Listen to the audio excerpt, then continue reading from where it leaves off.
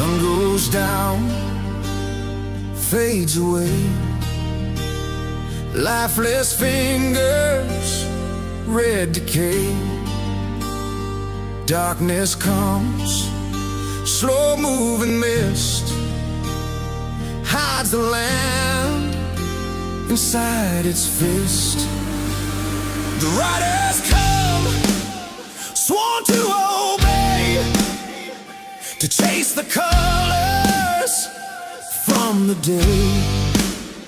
They ride on through with a thunderous sound, shakes the mountains and cracks the ground. Power, can you feel that power? As night rolls in with the witching hour. Power, can you feel that power? Across the land, can you feel that power?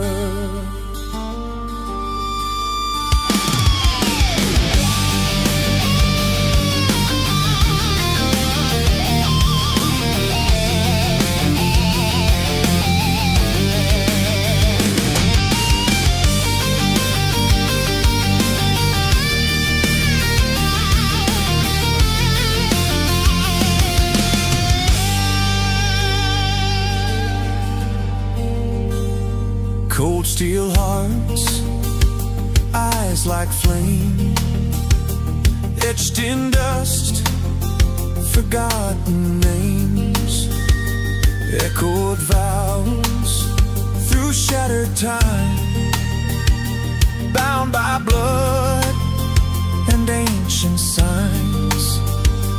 Engines howl like beasts unchained, blackened skies ignite the rain. Every step, the shadows cower when the ground bows to rising power. Power, can you feel that power? As night rolls in with the witching hour. Oh, power, can you feel that power? Across the land, can you feel that power?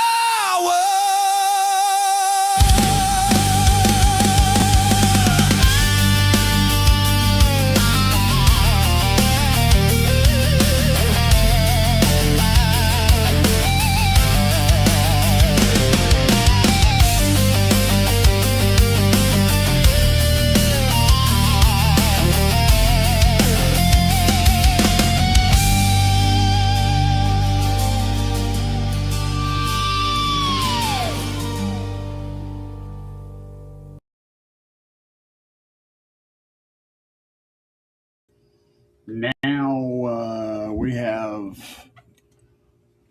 microphone not in the right place.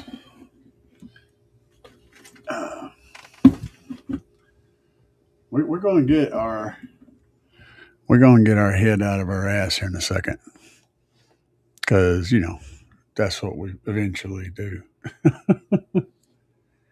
um, that was an interesting sound. Yeah, that wasn't me. It was the microphone. What's up, guys?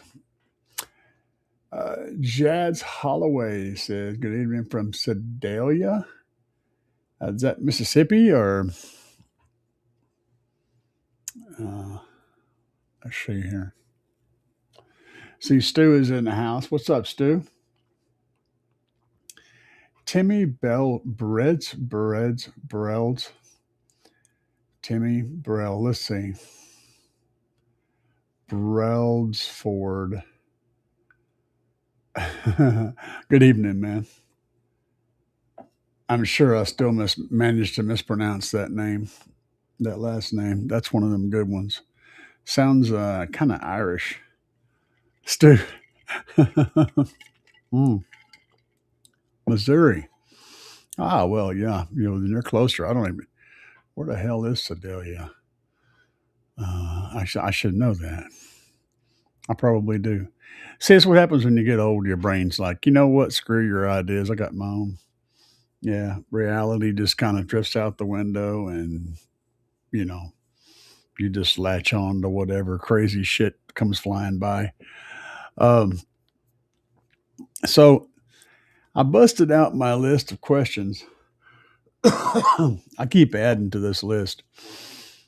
So when I see a good question and a good general question pop up anywhere, I pop them down in my list, and I keep this list. It's kind of a dry list of general car audio questions that people ask that I find interesting. So, the first thing I wanted to do is announce that tomorrow, which will be Saturday, the 1st, um, August, July, August. Yeah, I guess it's July, August.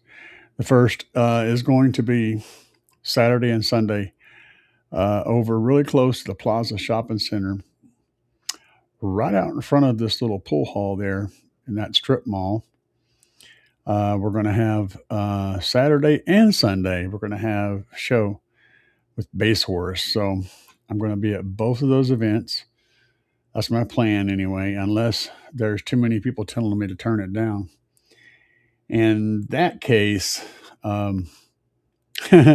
if Saturday turns into a turn it down festival, like, oh, you need to turn it down, oh, you can't play loud or whatever, then I may or may not be showing up for Sunday, or because I don't like turn it down spots. But we're hoping it's not one of those situations.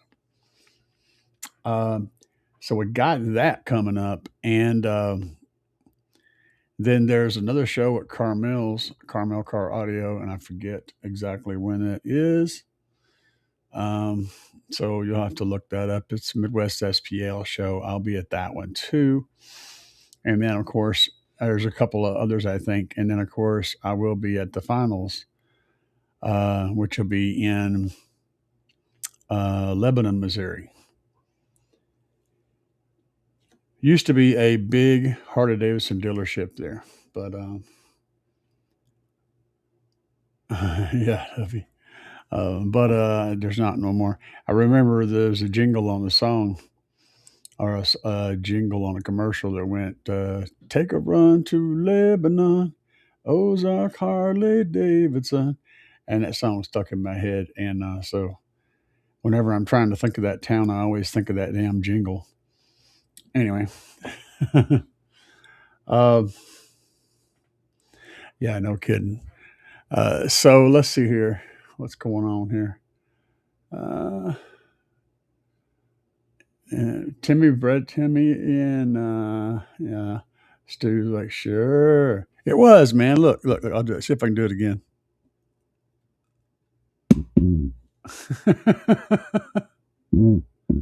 It's not me, man.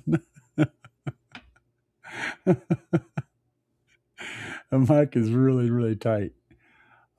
This mic stand, guys, is freaking awesome. I did a review on this thing, and it is just so sturdy. I don't know what you'd want to, and of course, you can tighten it up even more. I could hang like probably 3 or 4 pounds extra weight on this with the mic, and it just wouldn't care. Uh, and it has a very wide range that it swings. You know, um, it's just really good. I'm really liking this mic stand. I can appreciate good equipment that works properly. Dubby is in the house. What's up, Dubby? Dubby said, I sniffed a burnt out pile voice coal once. Couldn't get back down to the ground for 3 days. That was, that was that high. Ooh, man. Holy cow. Pile is kind of an interesting brand. Um, I've had, I remember the subwoofers from Pile and stuff were just absolutely horrible in the subwoofer world as far as car audio stuff goes. But if you put one of those bad boys on fairly low power and put it in a fairly large cabinet, they sounded really good. So it was kind of like they took home audio gear or pro audio gear and just sold it as car audio gear. It's almost like they just rebranded a bunch of stock because it really worked well in that environment, not so much in the car audio environment. It was way too easy to pop those subs. They were like 100-watt subs, and people were putting twice that much power on them and they just went pop really quick. But if you kept the power low and the box big, they sounded good. Never were super loud, but they did sound pretty good. The pile driver, yeah. That's a good one, Stu. Blue wave highs. Let's see. Oh yeah. I have. I've come to a few shows like that, and then I'm like, yeah, no, not so much. Because I demo. I'm not out there to sit. A lot of guys they go to the show, and it's like if you've never been to an SPL drag or an SPL show, basically you got a meter set up with two mics or two sensors, and they pull up in twos, and you're almost never actually racing or competing with the guy next to you. Sometimes you are, but they compete in at two at a time. So it's kind of a heads up sort of thing. And you go up there and you either do music for like 30 seconds or a minute in some cases on the crazy stuff, or you do just a peak frequency burp, where you're burp and you're done. And then once you get your score laid down, you move forward and the next person pulls up and you do the same thing. So what inadvertently happens is you end up spending, if all you do is that, you end up spending, 6 hours basically sitting around waiting for 1 or 2 minutes of actual competition. And they don't want to do these guys. A lot of them, most of them, for one, they don't drive their vehicle there. They trailer it in, and it doesn't actually go anywhere. It runs and moves good enough to get up to the line. They're not licensed. They're not plated. They're not, insured. They're probably not insurable in a lot of cases or licensable. They're basically just rolling SPL projects, and they'll cripple them up to the line, do their thing, and then they have them sitting over there off to the side, either idling or running off of shore power, getting to charge the batteries up to get the batteries absolutely topped off, so that when they go in for their next pass, the main run, they have enough power to get that maximum XPL. Now me, and these guys won't be doing any demos, at least not until after the final run, because they don't want their subs to be warm at all. And they want their batteries to be maxed out. Me, on the other hand, I'm exactly the opposite. So from the time I get there, I usually go in and do my qualifying run. I try to do that really quick. I try to be the first one in line for the qualifying run. And get that over with. My subs will be cold, and I'll get my best score usually then. And then I will demo all day, full tilt, as hard as it'll go, beating the crap out of it. Clip in, max power, everything it's got for hours and hours. Engine running, keeping the batteries charged. When it comes time for me to give my pass, I may have let it sit and cool down for a few minutes, or I may just tell the guy he's got to get out so I can go do my run. I'll pull over there and do my run. and go right back over to where I was and continue the demoing process. That's how it usually goes for me. So, and I drive my shit there. It is legal. It is running. It is street legal. It is inspected. It is insured. All that stuff. And I'll be competing against those other guys that do what I said before. Sometimes I beat them, which is really fun. But that's how the two different things happen. And there's a couple of guys like myself, me and a couple of others that do that demo. But I'm the primary one that actually demos like all day. And that's what I do is demo. So yeah, whenever they say turn it down, why am I here? I compete in a bracket just because I'm trying to help give a little bit of money to the guys that are running the show. I'm just trying to pay my little dues, pitch in my little $30, and so I'll sign up for a bracket to make the numbers better. That's it. I really don't care about that. I know how loud my shit will get, and I don't care if I get, it's just not something I'm interested in. But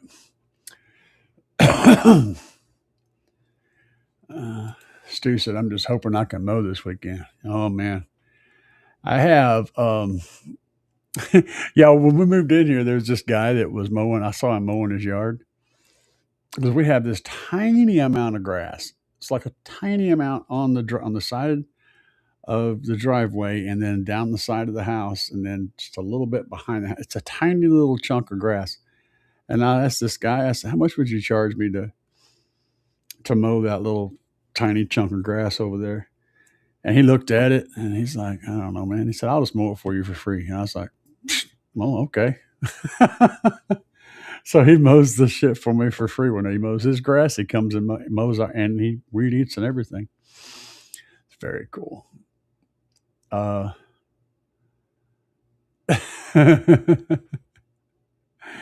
Dovey. Oh man, y'all are messed up. That's a look that's always there, man. Let's see here. Look at it. Just look at it. Uh,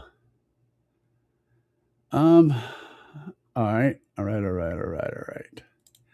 For a sub box, is it better to have one big sub or two smaller?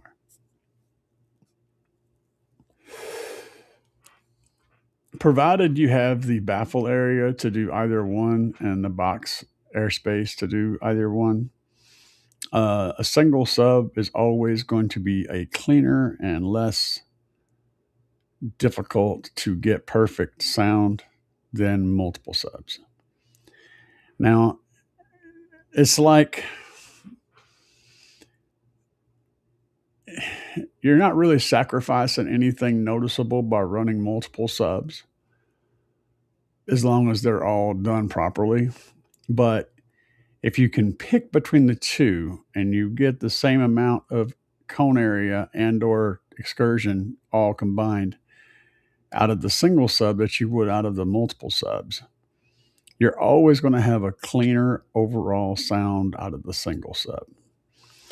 So it's that last little 5% or 2%, if you're wanting that. And it's going to be slightly better. It's going to be slightly better because your port is in one space in your box if you're running a port. And your subs are, if you have multiple subs in the box, they're not in the same location in the box relative to that port. So it's going to cause some slight weird things to happen where you're not going to get that with a single sub on a single port. Is it going to make a difference that you'll notice? No. But what's more important in most cases is that you're utilizing the baffle area you have to the best of your ability. And if you've got a low, wide baffle, it may be better for you to run multiple smaller subs. Whereas if you've got a short, a narrow, tall baffle, it's like a really square baffle, a single sub may be a better option. So that's more important than whether or not you have multiples, what I was talking about, if you understand what I'm getting at. So the baffle shape and area and available area for the baffle um, is more relevant than the multiple subgroup fogginess of a group of subs is. So yes, the answer is yes. uh, is it better to have a magnet, have the magnet neo or ferrite? Doesn't matter. The neo magnet will be lighter and usually smaller, which makes it easier to work with. But it also doesn't heat soak like ferrite, so those subs tend to heat up very very quickly. And if you're used to running ferrite motors and getting them, banging on them hard, you're gonna blow the neo magnet. You're gonna blow the coils in the neo subs because they're going to heat up much faster and they're not going to hold all that heat. They're not going to soak in all that heat and let it radiate out. They cool completely differently from a ferrite motor. So that's really the only difference. If you're going to burp subs, if you want to burp, um, then Neo is fine. Burp, done. If you actually want to get out there and do what I do, I would run ferrite all day. It's heavier, but it handles heat better. So it also doesn't. When it gets hot, it doesn't tend to lose its power. So Neo can do that. Neo can actually become weaker because it's getting hot, and it gets hot fairly easy. It's not really the best technology out there. It's just people want to charge money. They want to make money. So that's how they can make more money is by selling you more expensive motors. Uh, Absolutely, Stu. That is 100% correct. 100%. So what does hours mean in lithium? How does it correspond? If you're referring to amp hours, okay, amp hours in all batteries means how many amps a battery can discharge per hour. So a 100 amp hour battery, in theory, can discharge 100 amps for 1 hour or 1 amp for 100 hours. That doesn't matter what kind of chemistry you're looking at. That's what that's supposed to mean. There's a limit to that. Now, with all batteries, there's also the C rating, and in most cases, your AGM or lead acid style batteries are going to be like a 0.5 C, which means that they can technically discharge 100 amps for 1 hour, but they can really only charge 50 amps or half of that 0.5 C, about half of that for the major part of that hour, so or that time. So it's kind of a crippling factor. Whereas lithium would be stuff like 10C and 20C, meaning that they can actually they can do this 100 amps for 1 hour, but they could also do 10 times as much amperage for a tenth of the amount of time. For 1,000 amps for 6 minutes, as an example. So the amp hour rating is basically that. And as a general rule, and I mean this is very general, it's not 100% at all. You can figure for amplifiers, if you're wanting to figure out how much battery you need for an amplifier, 25 amp hours is usually good for about 2,500 watts of power that you're trying to produce maximum. And then it stacks on top of that. So 5,000 watt amp would need about 50 amp hours of battery, roughly, generally. That's a good number to go to, especially in LTO. But yeah, that's what that basically means. Am I going to any Midwest SPL shows soon? Um, the next one will be the next Carmel show, I think. I have to look that one up. Carmil Car Audio, Carmil Car Audio. You can look it up on Facebook, and I think they're on there. I haven't looked it up. I'm gonna need to take a break for a minute. I got biology is a son of a bitch. So give me just a minute, and I'll be right back. Yeah.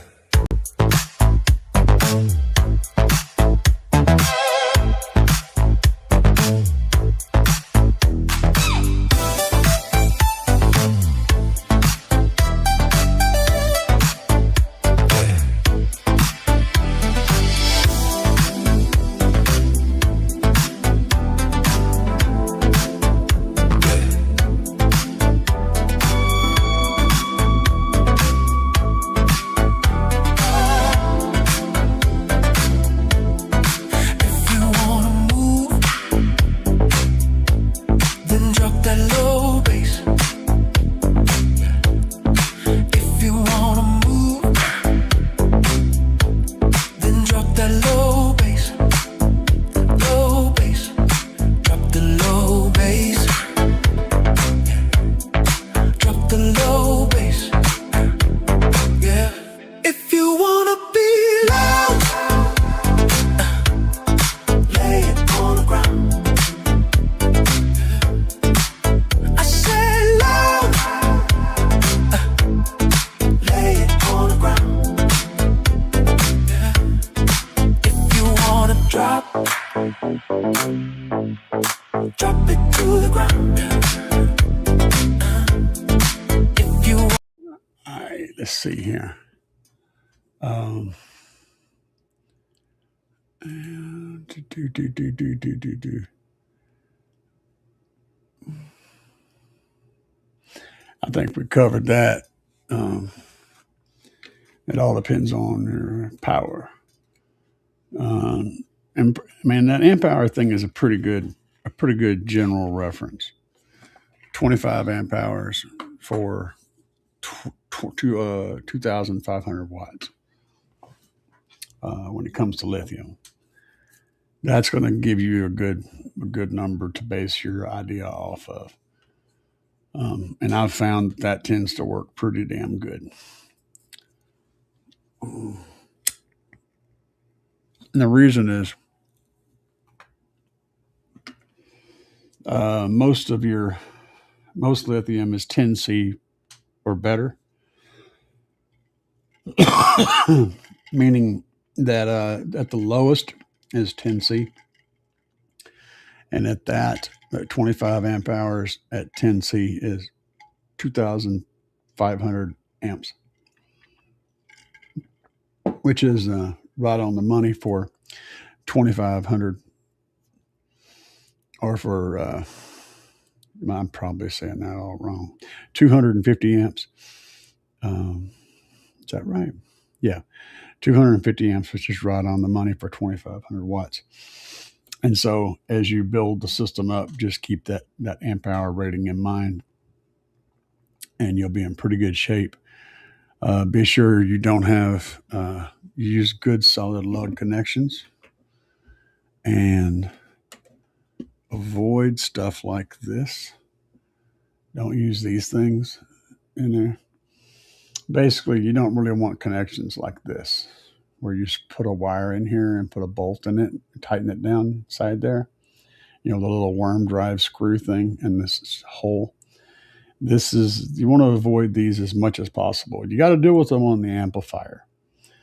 But you don't want to introduce any more of these things in your system than you have to, because they're usually a pretty good voltage drop, and they're going to hurt your overall performance of your system.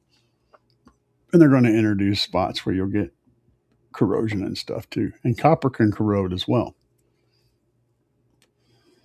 I pulled apart some wires recently that were about 10 years old, that were solid copper wires. And there was a lot of grain corrosion inside that wiring casing, inside the casing on the copper. That's why tinned copper is better. So keep in mind that just because you're running OFC copper doesn't necessarily mean you don't have to worry about corrosion. You still want to use heat shrink on the ends and keep those wires dry inside, because they will corrode. They're not going to corrode fast, and they're not going to corrode to the point to where they're no longer there like aluminum does. Once they get a layer of corrosion built up on them, they pretty much are stable at that point. Like the Statue of Liberty, for example, turns green and then it stops. It just sort of stays that way. Same concept.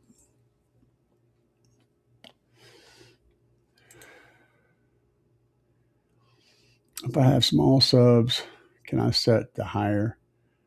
If I have small subs, I can set higher the crossover. Yes, typically smaller subs can play higher frequencies before they play out, but they're usually going to start beaming pretty quick, and so you don't want to try to do too much crazy stuff with them. And as an example, if I use this skull can here as the subwoofer, the speaker primarily, and you say you got your subwoofer set at, say, I don't know, 300 hertz roll off at the top. It'll be fairly, now I'm pointing this is the speaker, okay? So it'll be like nothing, right? So as it gets right to where it's pointed straight at you, it'll give you a whole lot of sound at the higher frequencies. But as it drifts off to the angle just a little bit, either way, it'll drop significantly in output. That's beaming, okay? And you don't really want that because that's going to make it really hard to tune in your vehicle. Really, really hard. It'll make it sound like bad. So most of your subwoofers don't play highs very well, but yes, you can get a little bit more highs out of them. Typically, if the cone is smaller or if the cone is lighter. It doesn't have to be small. It can be lighter. I mean, look at guitar amplifier. I've seen guitar amplifiers, 15 and 18-inch drivers in them. They play highs all the time, but it's a very, very light, very, very sensitive cone. Even though the size is big, it's very light and sensitive. So it has to do with the moving mass of the motor, the mechanical, the mechanical mass of the motor, and the mechanical mass of the moving parts. What kind of frequency range it can play at. But yeah, J-Rock, did I get Brightspeed internet? No, I have Verizon internet. I have the 5G set up from Verizon that I use on my phone. I have a little Dimaflitchy that plugs into the wall. It's wireless. It pulls 5G from local 5G network, and it's wireless in my whole house. And it's wireless connection to the internet and a wireless connection to my devices. It's been very good, and they kept the price the same. So I'm very pleased with it for now. J-Rock, yeah. Yeah. I know who he is, I think. My Avatar 12. My Avatar 12 said 2.0 cubic foot enclosure was good, but a larger box make a difference. Absolutely makes a difference.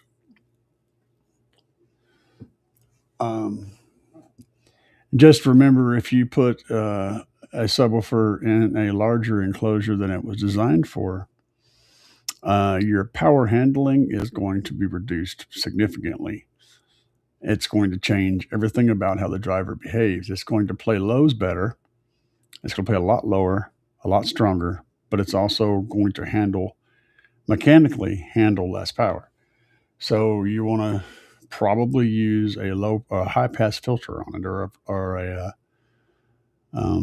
subsonic filter to keep from playing too low and overextending the sub. At least, and you may want to reduce power significantly. But yeah, it still works. You just got to turn the power down, because it's going to be way more efficient. I mean, it's just going to be a more efficient system at that point, which means less power. and you got to be a little more careful. But sure, you can play it in a larger enclosure.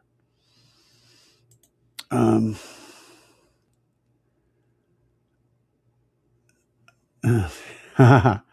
cool, man. What's up, Joseph? So, what's up, man? Hope you're doing well. Dude, I'm doing the best I can, you know. I'm sorry, guys, I didn't pop on here last Friday. I was in the middle of doing all that work in Chris's roof, and we was out there till like 1 o'clock in the morning in that Escalade, getting our butts kicked.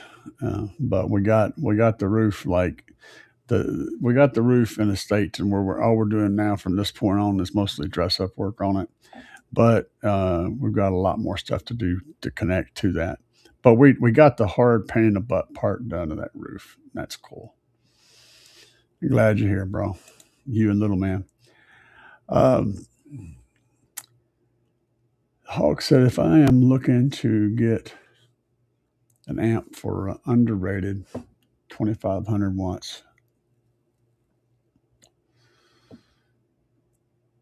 um,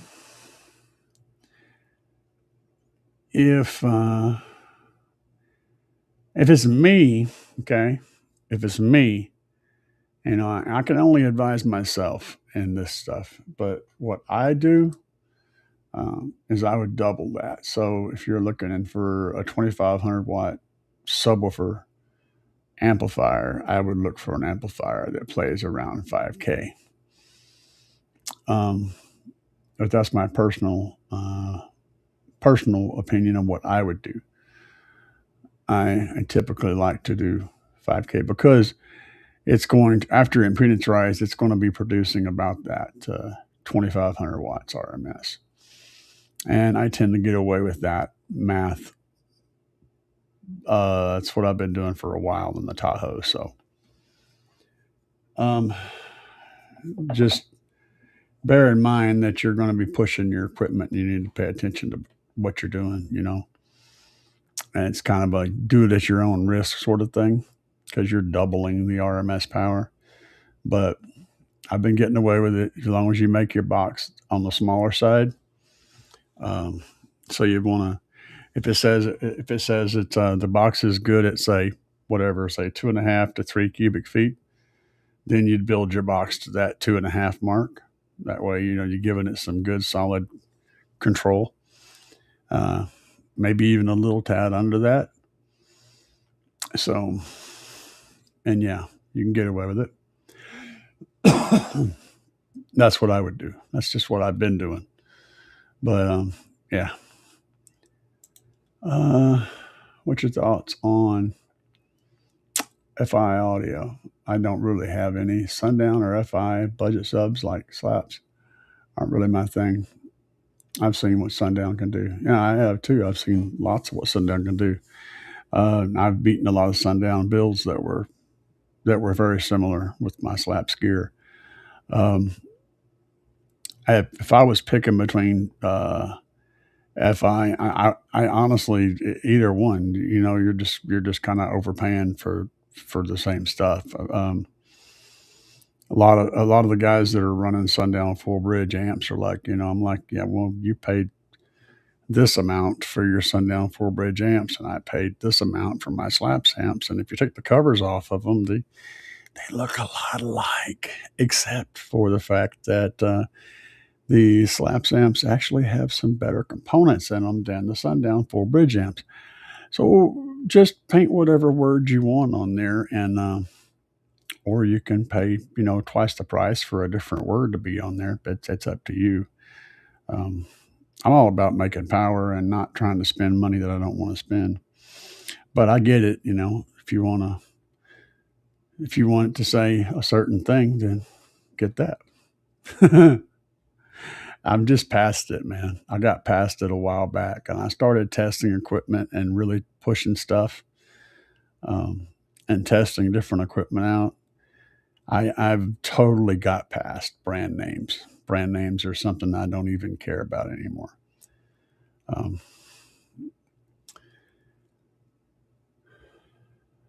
Let's see what he says.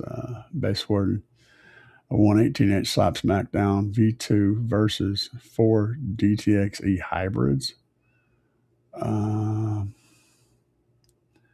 a single 8K. E hybrids. I don't know what those are. I don't know what size cone that is.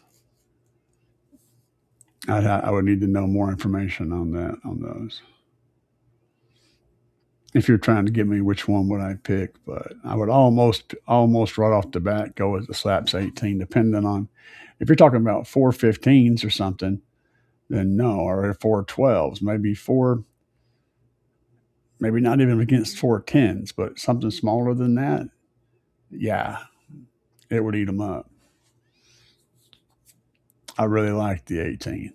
The 18-inch Oblivion is an absolute monster. My buddy's got one in his Escalade right now, and he's putting a few thousand watts on it, and that thing absolutely slams. It's a single 18 in there, and it's kind of really surprising just how loud and how low and how much impact that sub actually has all by itself back there. They are, and that's an Oblivion. They're impressive subs. Is it better to put sub position inverted outside the box or inside like normal? Depends on the sub and the application. There's lots of reasons to do both. When you invert the sub, you do expose the coil to cabin temperatures, and so that tends to make it cool a little bit better.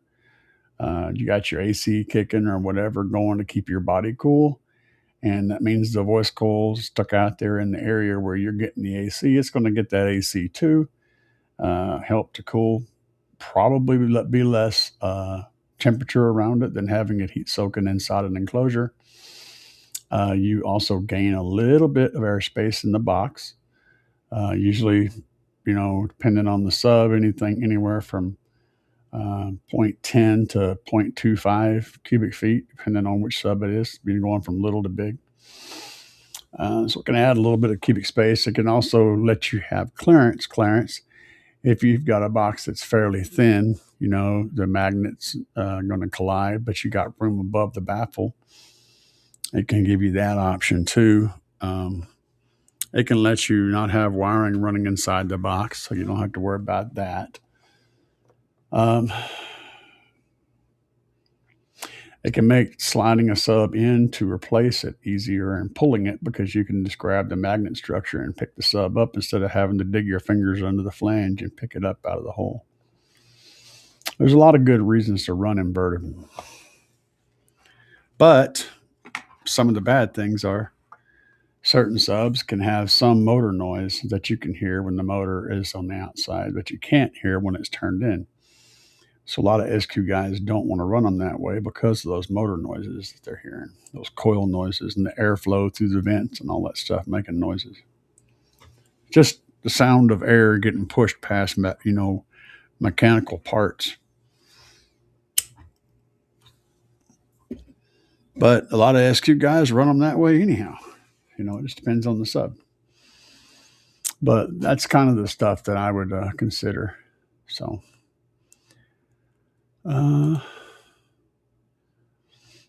definitely looking at trunked under Lithium 5K or 10K. Yeah. Solid choice, man.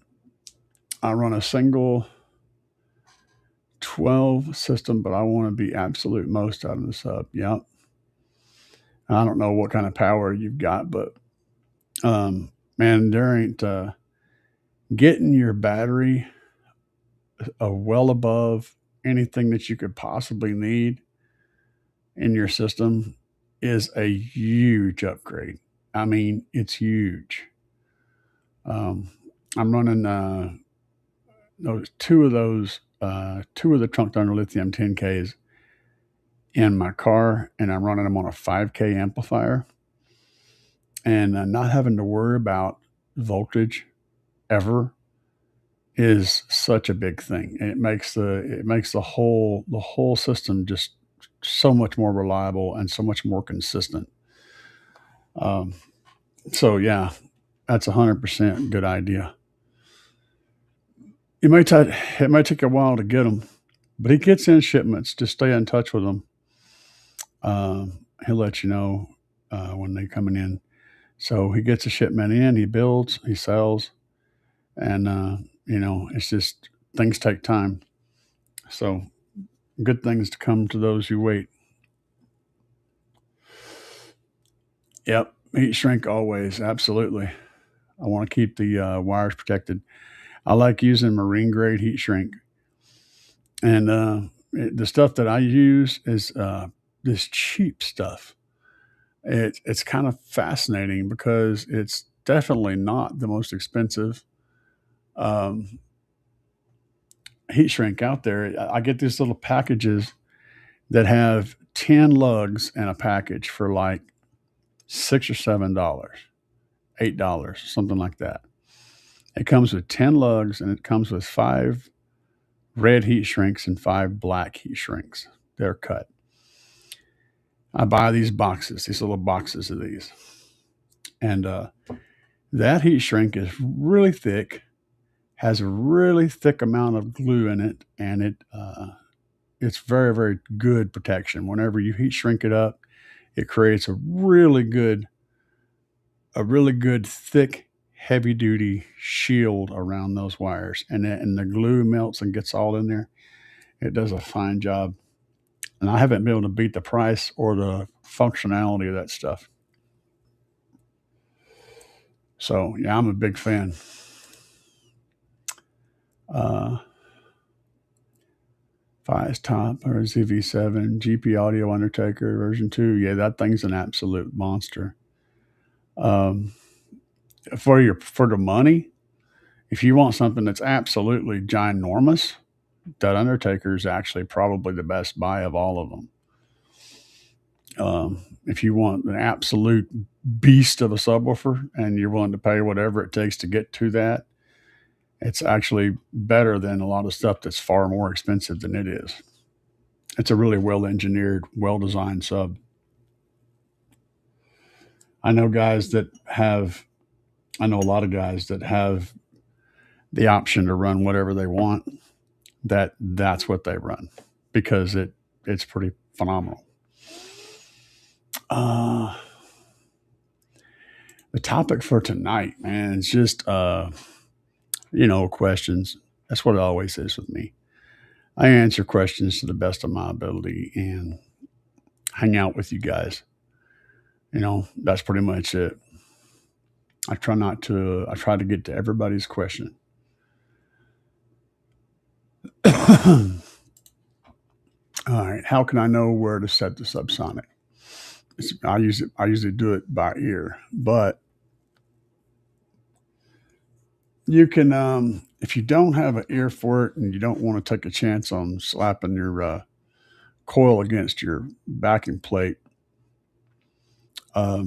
usually the FS of a driver is a good starting point to look at something and know. If a driver has like a 32 hertz FS, for example, that means that at 32 hertz, that driver is going to be like, okay, when you push a kid on a swing, right? And if you try to push them faster, they just kind of wobble. They don't really go faster. The chain gets all messed up. All right. But if you push them at exactly the right speed, they actually increase. You increase their swing. Give just the right amount of push, and they increase. Too little, you don't do anything. Too much, you make the chain get all wobbly. Okay, well, what you're looking at is their FS. When you push them just right, and they actually speed up a little bit and get a little bit bigger on the swing, that is that child's FS, their resonant frequency on the swing. Same thing happens to the sub. When you're playing at the sub's frequency that it wants to go, it's going to go a lot more. So you're going to end up with a lot more movement. All right. And that is where you got to watch for control. And it's usually somewhere between 28 and 45 on a subwoofer, somewhere in that range, depending on how big it is, how heavy the motor is, and all that stuff. But anything once you get below the FS, you're in kind of dangerous territory of overextension. As a general rule, if if you just want to look at it and look at it and go, where do I need to set this at right now before I do anything? Try setting your subsonic frequency, at the FS with like a 24 dB roll off, or a little below it. And that's a good generic starting point. But for me, what I typically do is I listen to it and let it play a sweep and at lower power and then turn the power up a little more, turn the power up a little more. And then whenever I finally hear it start to hit that voice coil, I know where my subsonic is. And I'll set my subsonic filter up to where I don't have that happen when I play a sweep. And then I'll increase the volume a little more, make another little adjustment to the filter until I'm running at full power through the whole sweep without anything making any mechanical noise. Then I have my subsonic filter set. But you got to do this very carefully, and it's not good for the coil to hit the back plate. So it's like you kind of have to listen for it and look at it. You got to look at it, you got to listen to it, you got to take it easy, and it's kind of a risky thing to do. So this is just how I do it, not how I'm suggesting everybody else to do it. What's up, man? Alexander. Yeah. Alex, I always have Alex Dantzler. Alex Dantzler. I love you guys' names. OG, man. I'm dead. Old guy is what that means. There you go, Stu. You can tell him. Stu's going to explain it way better than I did.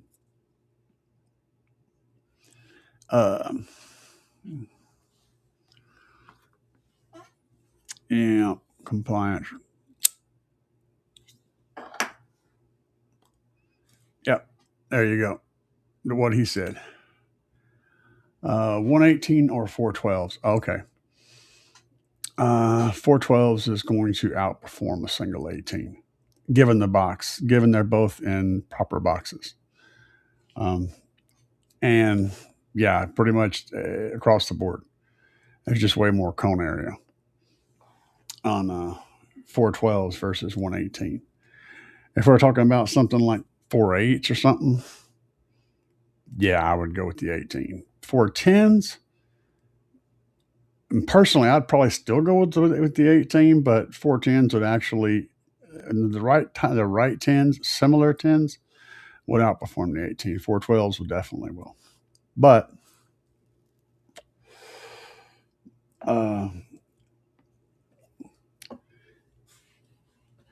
hang on a second here. Let me look at something.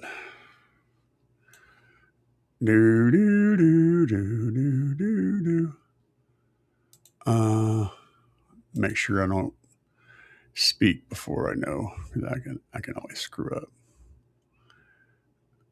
Yeah, there does exist the SmackDown 12s, 3,000 watt RMS subs. So there is that. That would be my choice. The DTX.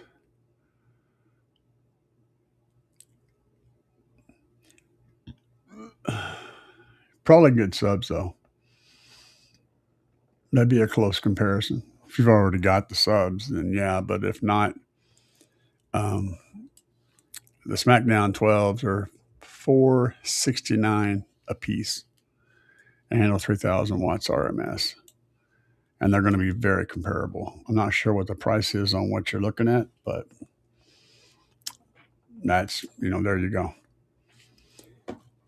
Just swap to the Slapz Oblivion 8s under the seat. my 22 GMC underpower with only 2K amp and still breaking it in. Did a 129 at 60% volume. Hell yeah, man. Um, yeah, man, dude, I'm blown away by Slapz subs, man. Um, I really am, and I just keep installing them, and people shit because they keep working.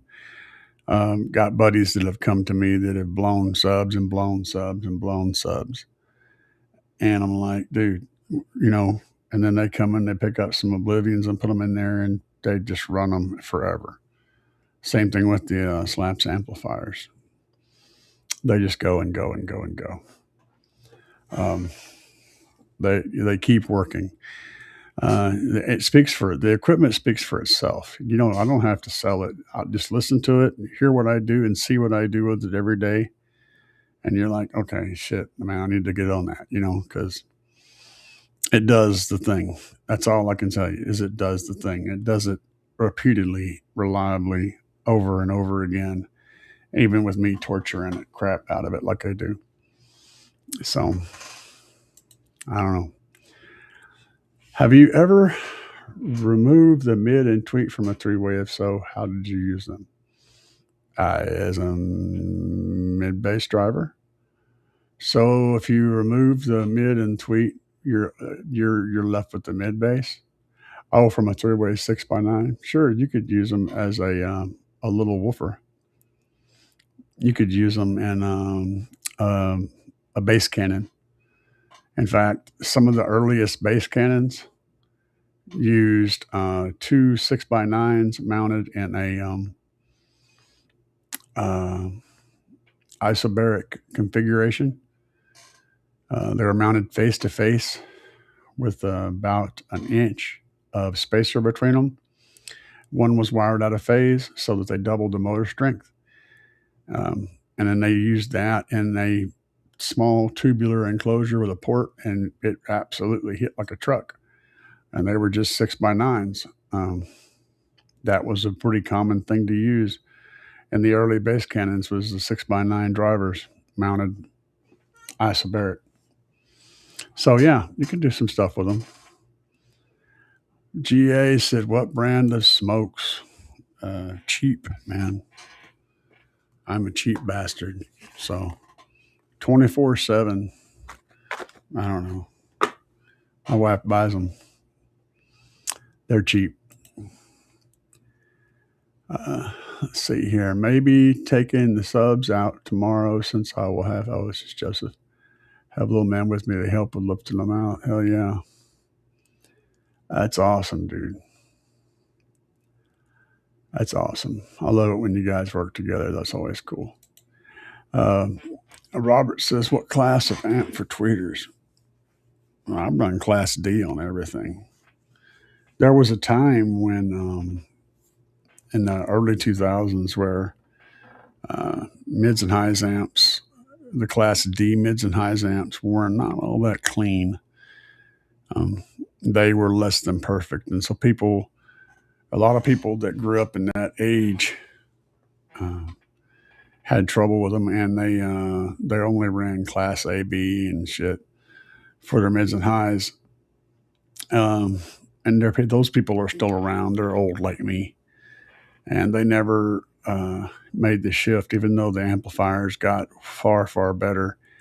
And now you really can't tell the difference between a decent class D amplifier or a class AB in sound output quality. They sound exactly the same. But, there's some people that are still got the pinky in there with the gray poupon. Yeah, they'll tell you that you got to run class AB and whatever. I run class D.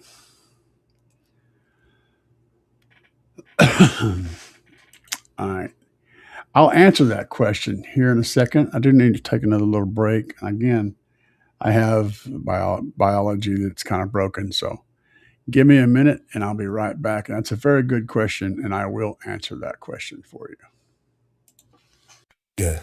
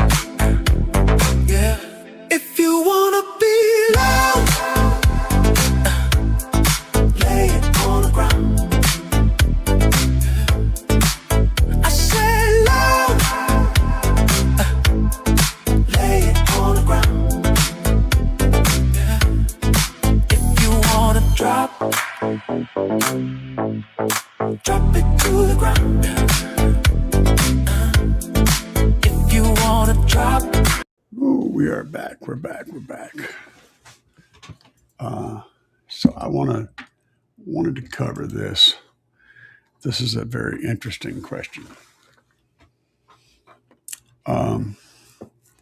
Who sells just crossovers? There's a lot of companies on Amazon that sell crossovers, and I don't recommend any of it.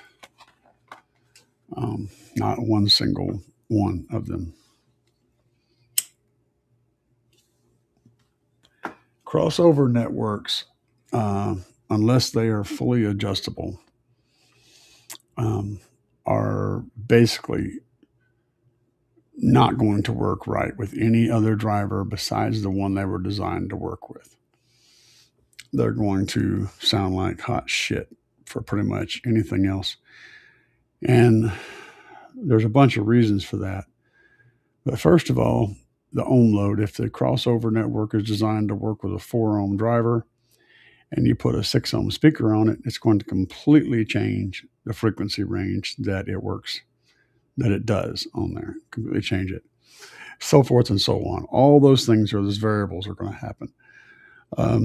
The driver's actual crossover points can be very specific.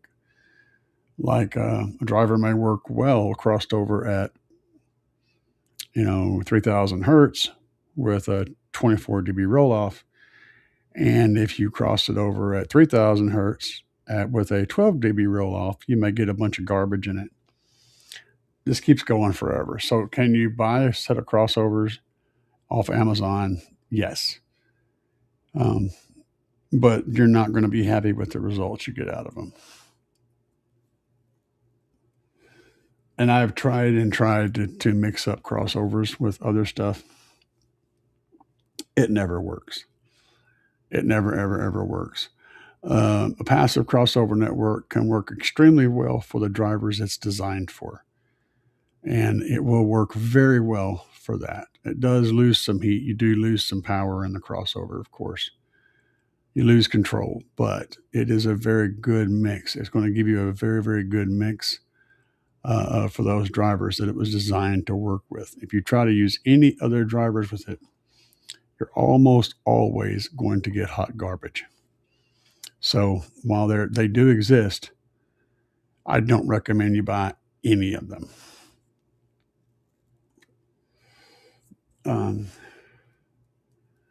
Get a DSP, run them separately. You're going to be doing far better than using crossovers. That's my suggestion.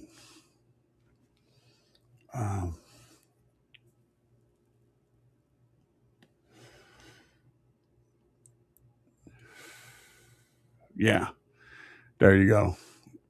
So yeah, get a DSP, man. Just get a DSP and buy amp that stuff. You're going to be happier with it. You're always going to be happier with it. Yeah, I have the 18-inch Smackdown right now, but it wasn't happy in my box. Ooh, nasty port tune. That thing wants like a 28. That's like 10 hertz too high for me. I wouldn't do nowhere near that. 5.5 cubic feet, yes, but that port tuning is way too high. The port's about right. 100 inches of port, yeah. Oh, I see.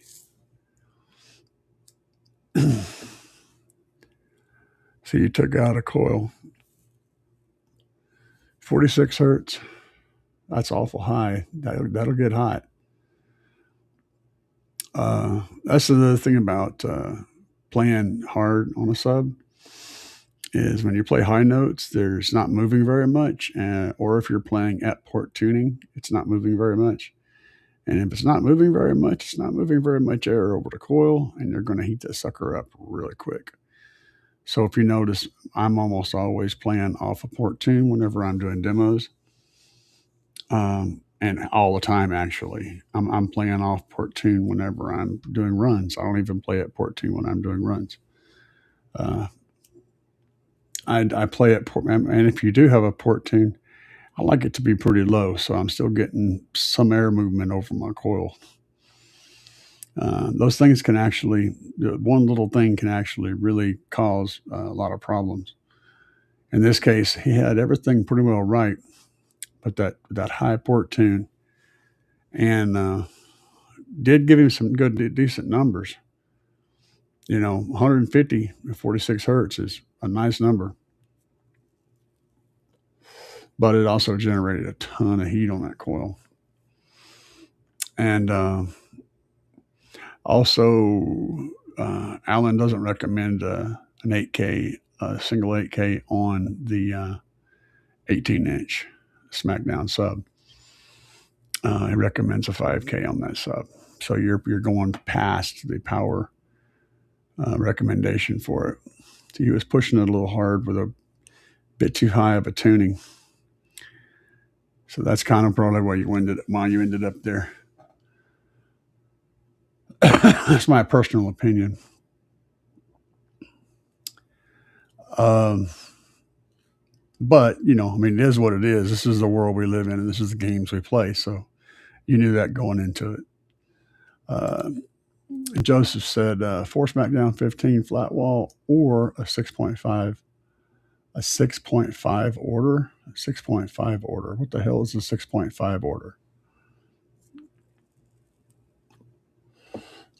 You don't have room for pretty much anything but a flat wall in that Kia, man. With 415s, that's going to be a very tight fit. A flat wall is about the only option you have. I'm not sure what a 6.5 order is. I'm sure you'll tell me in the comments down below. I was given 2 D down for sound LTO 6.0s. I have a 270 alt, 55 AGM under the hood. Roughly how much wattage could I reliably run? I'm not sure about the down for sound LTO 6.0s. I'm guessing that they're probably 22 amp hours a piece. So maybe 5,000 watts would be the outside limit if they're like 22 amp hours. I need to know the amp hour rating on those batteries. I could try to look them up, but I'm sure you could tell me. The AGM under the hood really doesn't add anything to it. Neither does the alternator, although the alt is a good upgrade. It doesn't really add anything to what you can reliably run. You need to be able to output enough power all at one time. That's the key. But just rough guesstimation, I would say probably a 5K would be pretty consistent without dropping voltage. So my Acura with the Tech Pack. They're 6 amp. They're 6 apiece. Yeah, that's not enough. So that's I see Bobby B's in the house. What's up, Bobby? 6 amp hours a piece. That's 1,200 watts. So, fudging a little bit, I'd say reliably 2,000 watts would be what I would throw at you. If you look at their spec sheets, they'll probably tell you something bigger than that. But if you don't want to drop voltage, which you don't want to do, 2K is about what I would say the limit is on that current system, the way they're set up.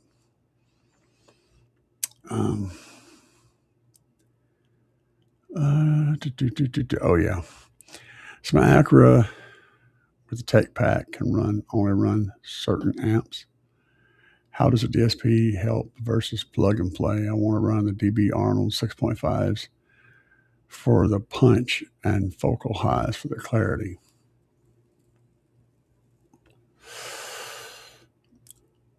The Tech Pack can only run certain amps. I don't know about that. A DSP gives you the option to set a frequency for each individual channel coming out of it going into an amplifier. So you can, on each individual speaker, that's on that, well, on each channel, which would be one channel per speaker per se. You can set up your frequency roll off. Where does it come in? Where does it go away? You can also EQ each speaker individually and time align each speaker individually and adjust the phase of each speaker individually. All that kind of stuff. You can do so much stuff to each individual speaker, which allows you to get everything sounding perfect in your vehicle. It gives you the control to do everything in the vehicle. It's far better than anything that's going to be like a plug and play kind of a setup because of the amount of flexibility that it has. It's like if you have your engine in your car and you have the controls on the dash to adjust your fuel, your air, your shift points, your RPM maximum, your all this stuff. You can adjust it all, having little dials for everything in your engine and being able to tune it, exactly where you want it all the time. It's that kind of functionality versus, having a button for high performance and a button for economy, it's just a whole different, it's a game changing piece of equipment, man.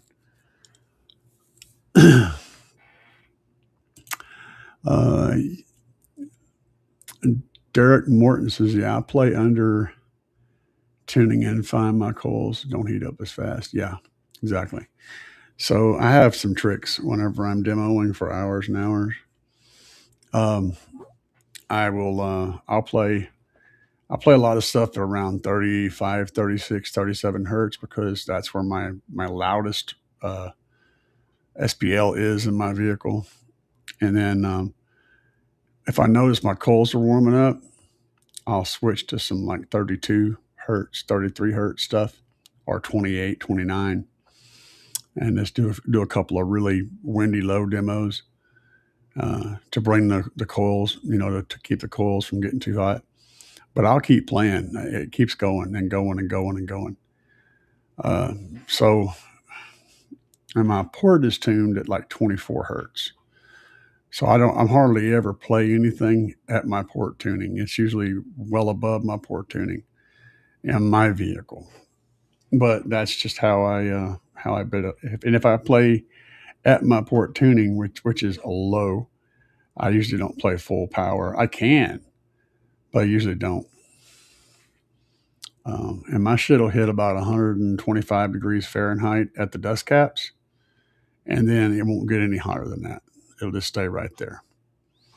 So I've got a good balance of power and control and all that stuff kind of built into my whole system. And it's stable under crazy circumstances.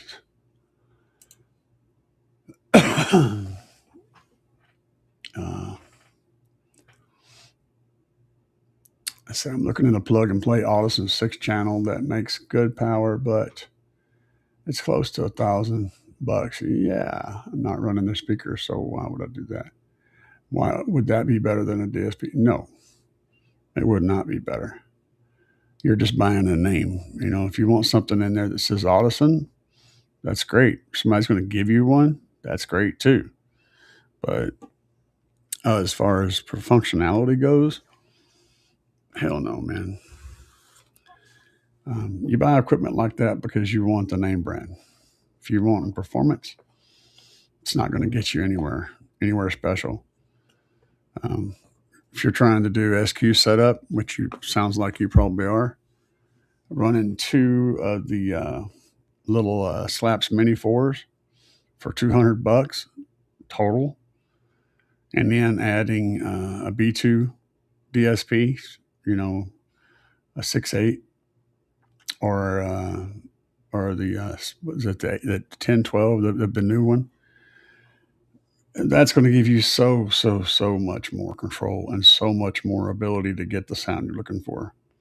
It may sound ludicrous, but you're looking at like $360 or something like that for both amps and a DSP, and you're going to get infinitely more ability to tune and get what you're looking for out of it. infinitely more. There's not even a comparison between the two.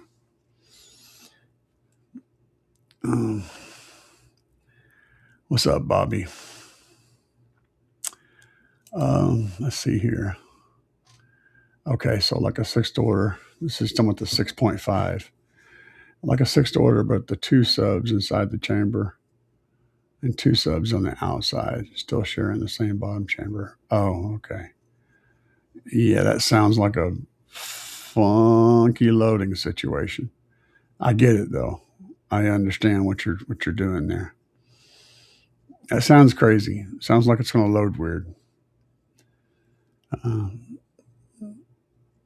It's up to you, man. I would probably dodge that because that sounds like it's going to load those subs weird, and you're going to have the two that are on the inside loading with both chambers, and then the two that are on the outside only loading from one chamber, and that's going to create some significantly different behaviors out of those two sets of subs. Probably not going to be a solid thing, but that's, again, that's on you. I wouldn't do it. And Hawk 9110. Our winters have regularly seen negative 10 Fahrenheit. LTO seems like the best option for cold weather. Is there anything I recommend to run a 5K, Titan 8? There's no one I was looking at, 23 amp hours. Well, trunked under lithium, the 5Ks, and if you're still making the 10Ks, the cells he's using are rated at 30 degrees below 0 Fahrenheit. So, I mean, I don't see where that's a problem. But if you're going to run LTO, and I'm running both. I'm running trunked under lithium LiPo 4 in my car, and I'm running the LTO cells in my Tahoe. Mainly because I just got some from somebody in a quick trade, and then I just kind of, how you get things, and then you just continue building on that. And I got a bunch of them, so and both of them are great. I built that bank, and it's rated at 40 degrees below 0. So, and both of them are rated well below 0, way below 0 Fahrenheit. So I don't foresee any problems. The Titan 8 is a good battery. It's just overpriced. It's basically, it's very similar to the trunked under lithium 5K, if I'm not mistaken, if I remember correctly. But I don't think the bars are as healthy. The bus bars that actually carry the current, I don't think they're as healthy as the trunked under lithium battery. Also, I don't think the balancer that they use is the same level of quality as the trunked under lithium battery. However, the availability may be significantly more of a thing. I think the prices are similar, but I can't remember. So, choose your poison when it comes to that, man. All right, I see what you said there, Joseph. Joseph said I'll send you pics. What's a good DSP?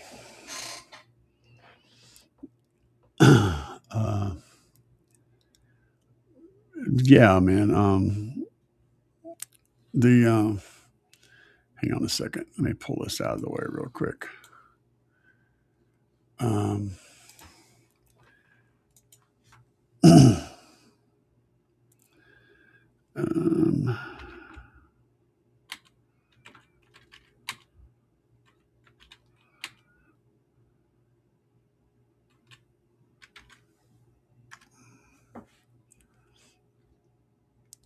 All right. So here we go.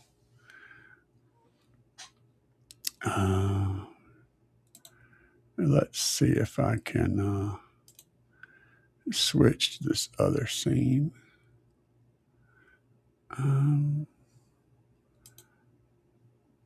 Why are you being a pain in my butt? Okay. The final count. Oh, it's adding scenes down here. Oh, Jesus. Oh, but Jesus. All right. We'll do that. Share.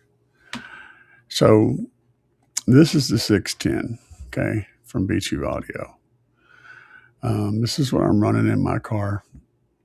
And it's also what we're running in Chris's build. It's what we're running in Troy's build.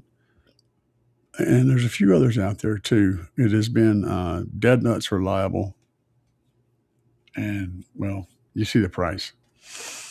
So this is what I recommend. And if you use my discount code, you go here, B2 Audio USA.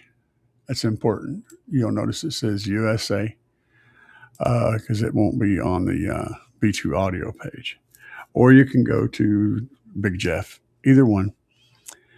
Slap this in the cart, use my discount code CAE. It'll knock a little chunk off the price, even lower than what it already is listed. Now they got the 610, and then there's the other one. I forget which one it's like a 12 channel. It's like a 812 or something like that. Whatever it is. It's basically the same thing. It's just got more channels. So depending on how many channels you want, that's the thing. Let me pull this back up for a second here. Let's see what Joseph sent me here. Doodly doodly doodly doo. Okay, so that's exactly what I had in my brain. So let's go over to Joseph's picture here. This apparently is a 6.5.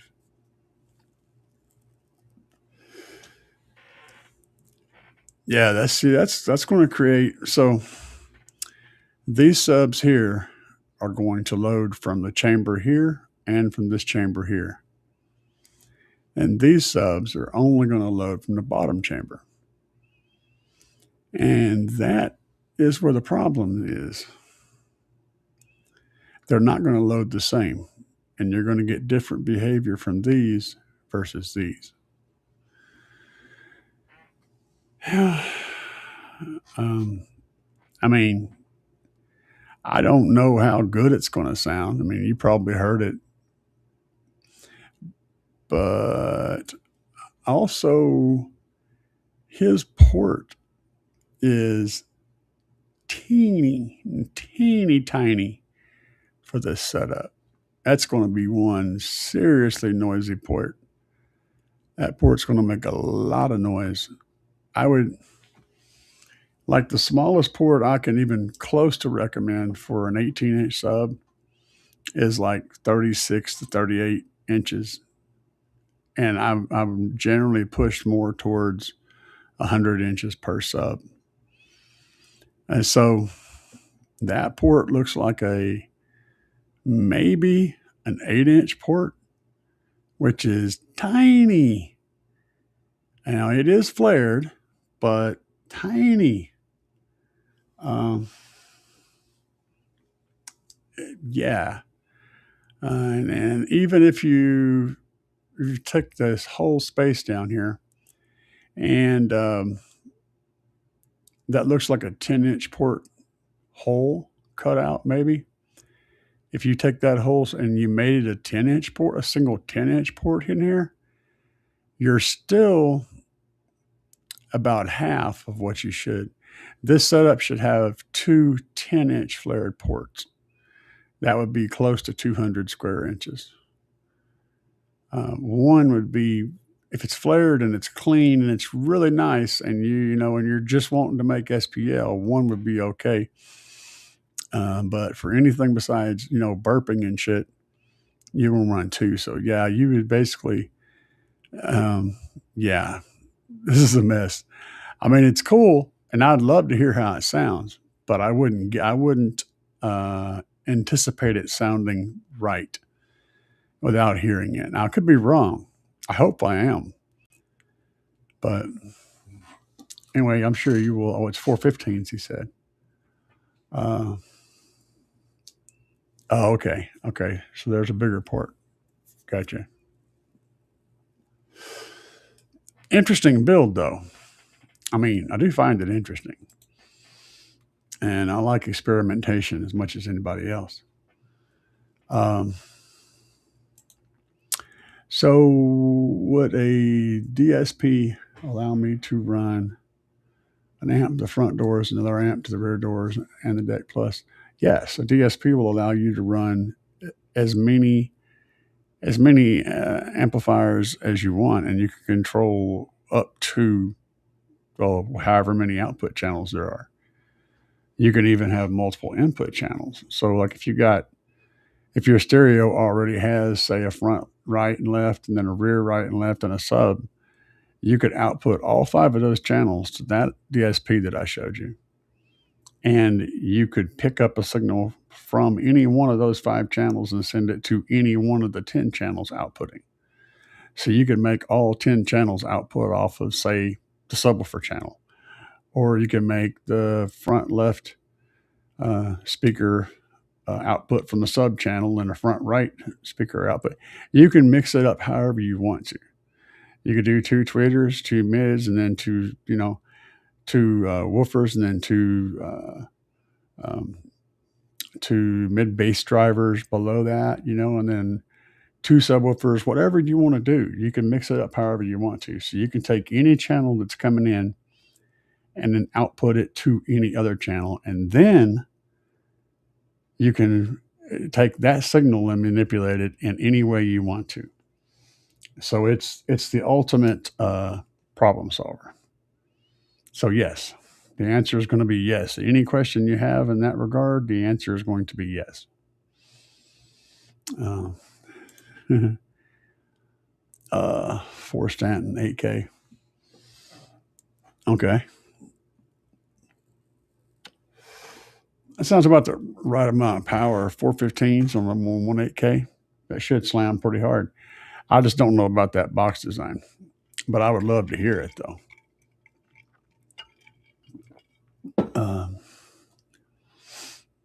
I would love to hear it, Joseph. Can making a single 12 system that's built to specs give me above what subpar 212 or 15? Yes. Yes. A good system, a good single 12-inch sub in the right enclosure with the right power can absolutely outperform a tossed together, underpowered, underboxed, and wrong port 212 system real quickly, or even a 15.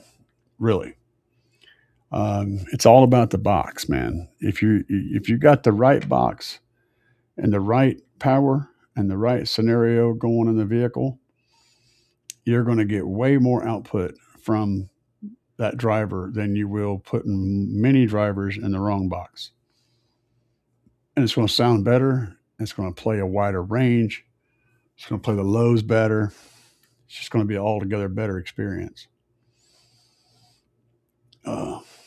So yes, that answers your question, I hope. I mean, it's always going to sound better to have the right box than to have a bigger sub in the wrong box.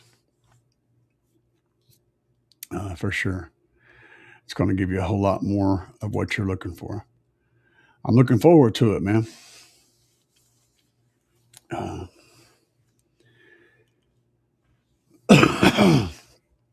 But yeah, guys, I've been struggling with inspiration, man.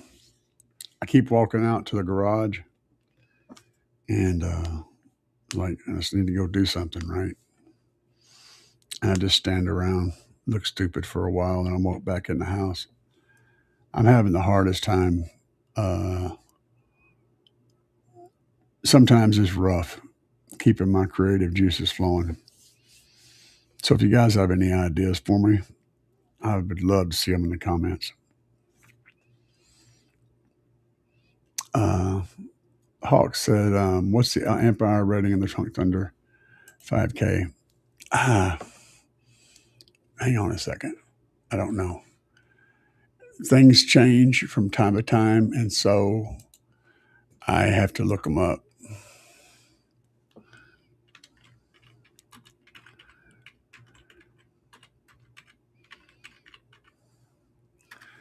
I usually have a tab open for these guys for the 5K, which are currently out of stock, but they will be back in stock. You just got to stay on top of it.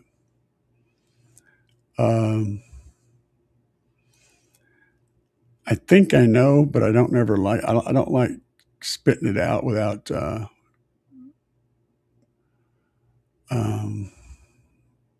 without looking it up, making sure I'm not speaking somewhere where I shouldn't. It's not listed here, unfortunately.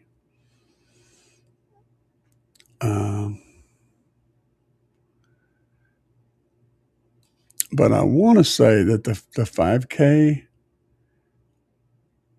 is, for some reason, I want to say it's actually a 22 amp hour battery. But I can be totally wrong about that. I mean, completely wrong about that. I think it's twice that. I think it's twice that, but I'm not 100% sure. I have to ask. I'm going to see if I can shoot a message out real quick.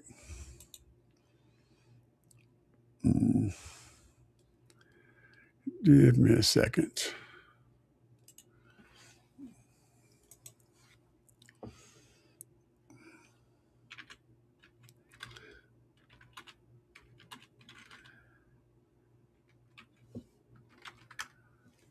I'll see if I get a message back.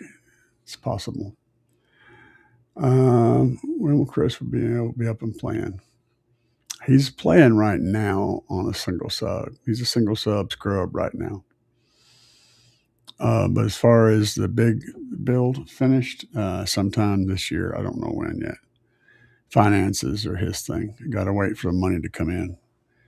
He's got to buy 3 more of those 18-inch subs, a bunch more wood, and other stuff. And then we have to do all the building process.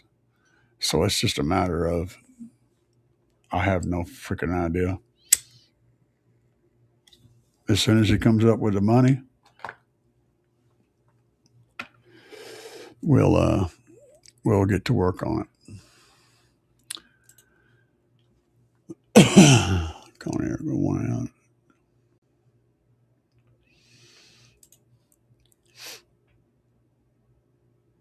I would pick 112 in a built system over a good 15 in an undersized box all day long.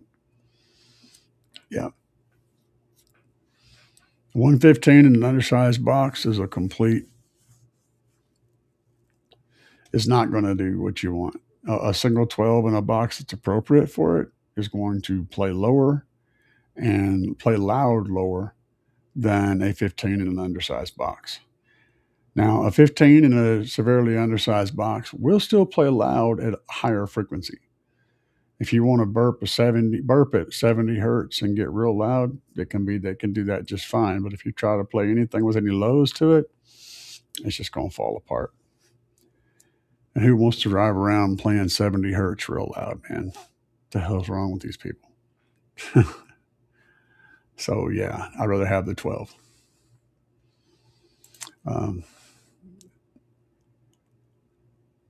I'm doing the best I can, man.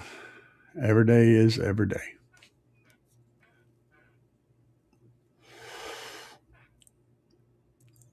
All right, let's see here. Thanks for your help. Hope you're fine. Yeah, I appreciate it. GA Pyro Dog. What are we sitting at right now? We have 19 people in here.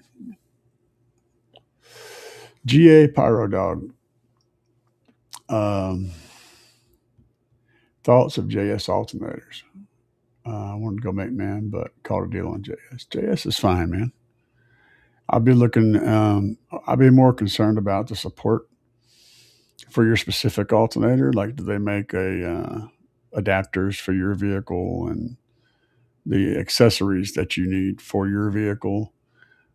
Possibly come with a deal where you get a belt and brackets for a certain price and stuff like that. That's the kind of shit I'd be looking at.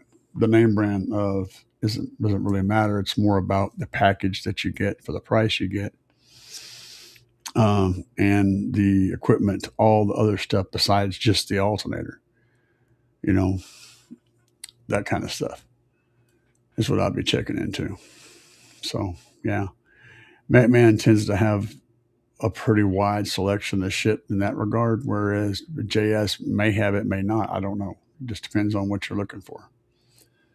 But if the deal is really good, then you can afford to go buy all this other little shit you're going to need anyway, then go for it, you know. Personally, I run GP alternators, Team GP. I've had really good luck with them. They're not cheap at all. But they take a god awful shit ton of abuse that I've given them. So that's that. Alexander said I was referring to the actual mid tweet part. How many watts the speaker is a. Okay, let me go back and see. Alexander.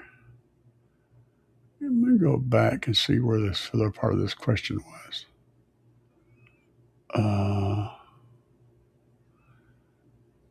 Man, you're way back here somewhere. There he is. Remove the mid and tweet from a 3-way 6x9. Oh, how do you use the mid and tweet? Oh, okay. All right. Now I know where we're at. Now I can go back here. I got you. So yeah, if you take the tweeter and the mid off of the 6x9, so you've blown the 6x9 portion of the woofer part.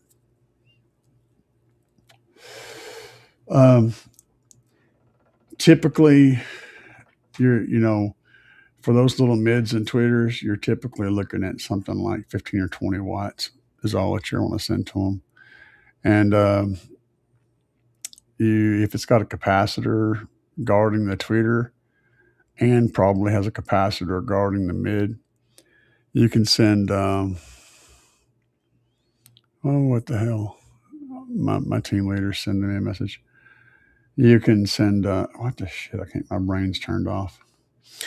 All right, if they have a capacitor guarding the mid and guarding the tweeter, you can send a signal to it, a full range signal, and it should be fine. If it doesn't have a capacitor guarding the mid range, then you need to roll it off, control that signal, cut it off like 300-400 hertz or something like that, 500 hertz. But you're not going to be able to send a lot of power to them, so I wouldn't expect them to take more than about 15-20 watts of power, actual power, as a combo. You'll actually try to send more than that, but you won't actually get more than that sent. They just won't take it. It's like draining a swimming pool through a water hose. It's a lot of water you're pushing through there, but the water hose is only going to let so much go through, no matter how hard you push. It's just the hole's just so big.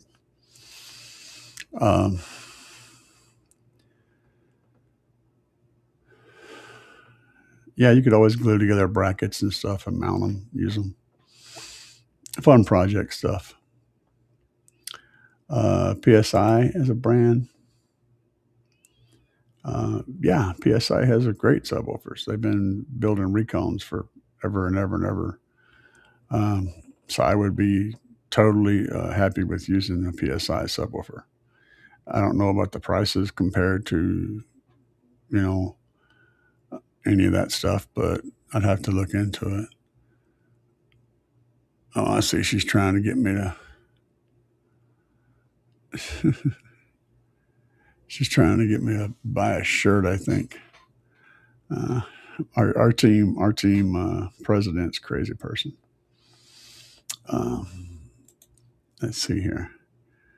It's hard shopping for lithium because everyone raced the batteries by RMS once. Yeah, that's the thing. It's because the public is generally, ignorant in that stuff, so they have to. They feel they have to rate them in such a way that someone can understand it. Um, and it's unfortunate because the people that actually know what they're looking for are not getting the information that they need to make educated decisions. But on the flip side, people that don't know what they're looking for are able to get the information that they need to make a dumbed down educated decision. That said, uh, with um, Trunk Under Lithium, uh, his ratings are very good. The 5K will absolutely handle 5,000 watts on a stock system, no problem. Um, so, and significantly more than that if you actually have a high output alternator to add some charge to it. Decent wiring and whatnot. They are strong batteries. Brandon rates them based on what they actually do when he tests them. And boy, does he test them. So, yeah, it is what it is, bro. Um,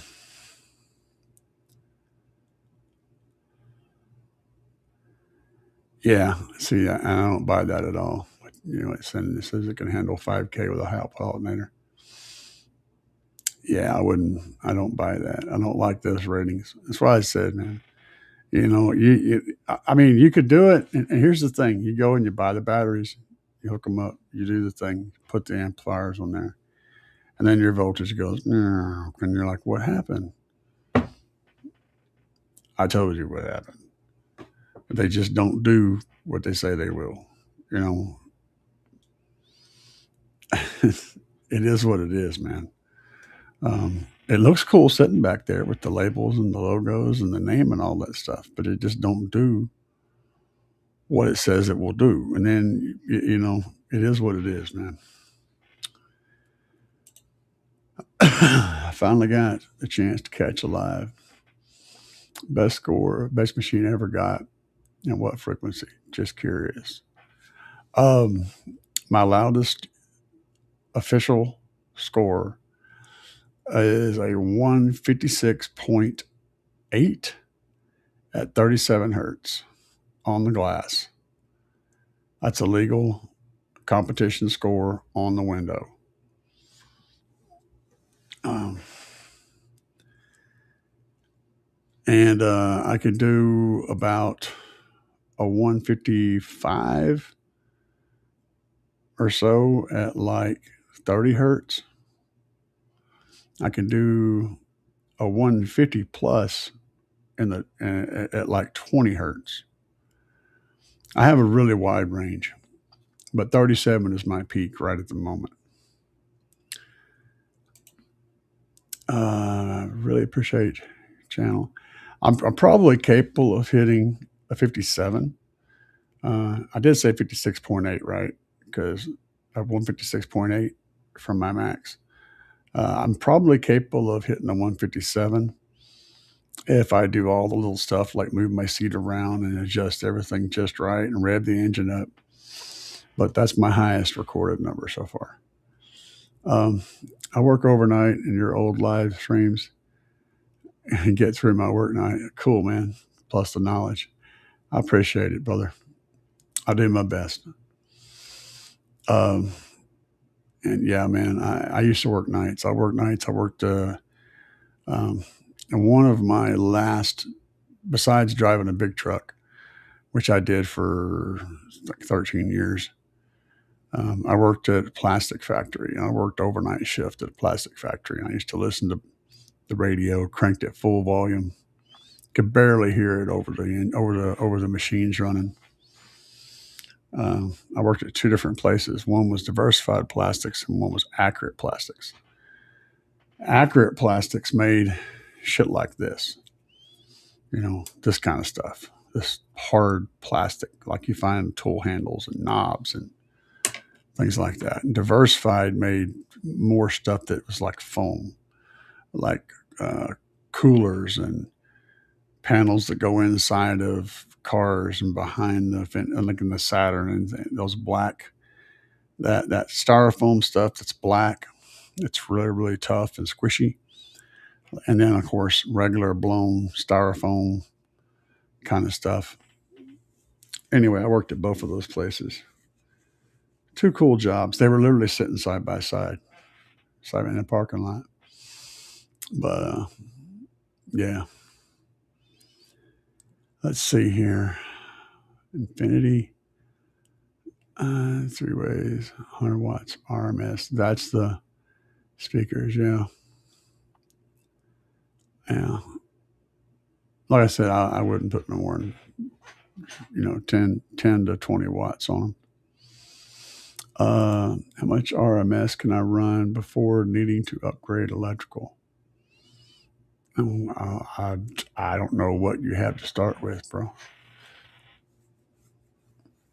On the average car, less than 1,000 watts, really, total, for everything. And the easiest way to tell you is if your voltage is dropping whenever you're cranking it up, then you're running too much and you need to upgrade your electrical. And then the best way to figure that out is, are your headlights dimming? Then you need to upgrade your electrical.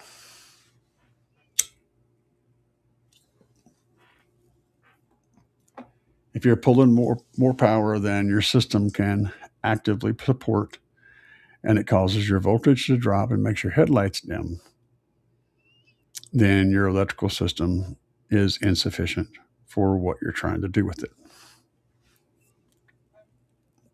That's a quick way of assessing the need. GA says, my coworker has 30 speakers and 18,000 watts in his Suburban. 4 sundown ZV15s on 2 salts, 6Ks, and 16 mids and highs. PRV's fine, man. I don't have a problem with PRV. I got friends that are running PRV, DS18, a lot of different brands, Duck Bonds. They're all good. It's like, it's not about the brand, it's about the specific item that you're using. I've learned certain products, specific products, are really good at what they do. That doesn't mean that everything from that brand is going to be good. Just certain specific products perform really well. Like one of my favorite loud tweeters. I mean, if I'm just wanting to crank the snot out of it and have a reliable tweeter that gets really loud and also still sounds good but doesn't blow very easy, is one of DS18's cheapest speakers. It's the TW120 from DS18. The TW120 and the TW120B. They're about $30 a set. $30 for 2 of them. And you'll be hard pressed to find any tweeter out there that will hold up and handle power, handle being cranked up and get down, and sound as good at any price as those drivers. They're great tweeters. Does that mean I want to build a whole DS18 build? No. I don't like a whole lot of stuff that DS18 as a company does, but they make that one tweeter for $30 a set that is really good.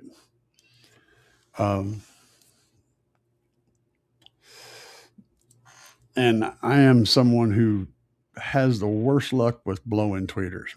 Blow them all the time. So I haven't blown a pair of those yet. I've pulled them in, pulled them out, put them in, pulled them out, put them in, pulled them out in different vehicles. I've still got them sitting around. I end up giving them to other people that blow tweeters, and they're still working in their shit. And they've been hand me down over and over and over again, and they just keep going. They just last forever, man. Can you blow them? Yes. But if you cross them over at 5,000 hertz and don't go crazy, crazy, crazy on the power, they're going to just keep rocking, dude. They're great tweeters. That's a DS18. DS18 makes those. And, I've just had specific things, specific items from different companies that just happen to be really freaking good. Yeah, I could absolutely do that. Just don't go crazy on the power.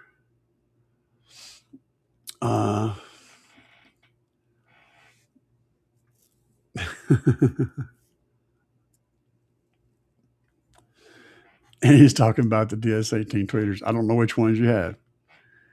Switch to the TW120 or the TW120B. They're both the same tweeter. One's just black and one is chrome.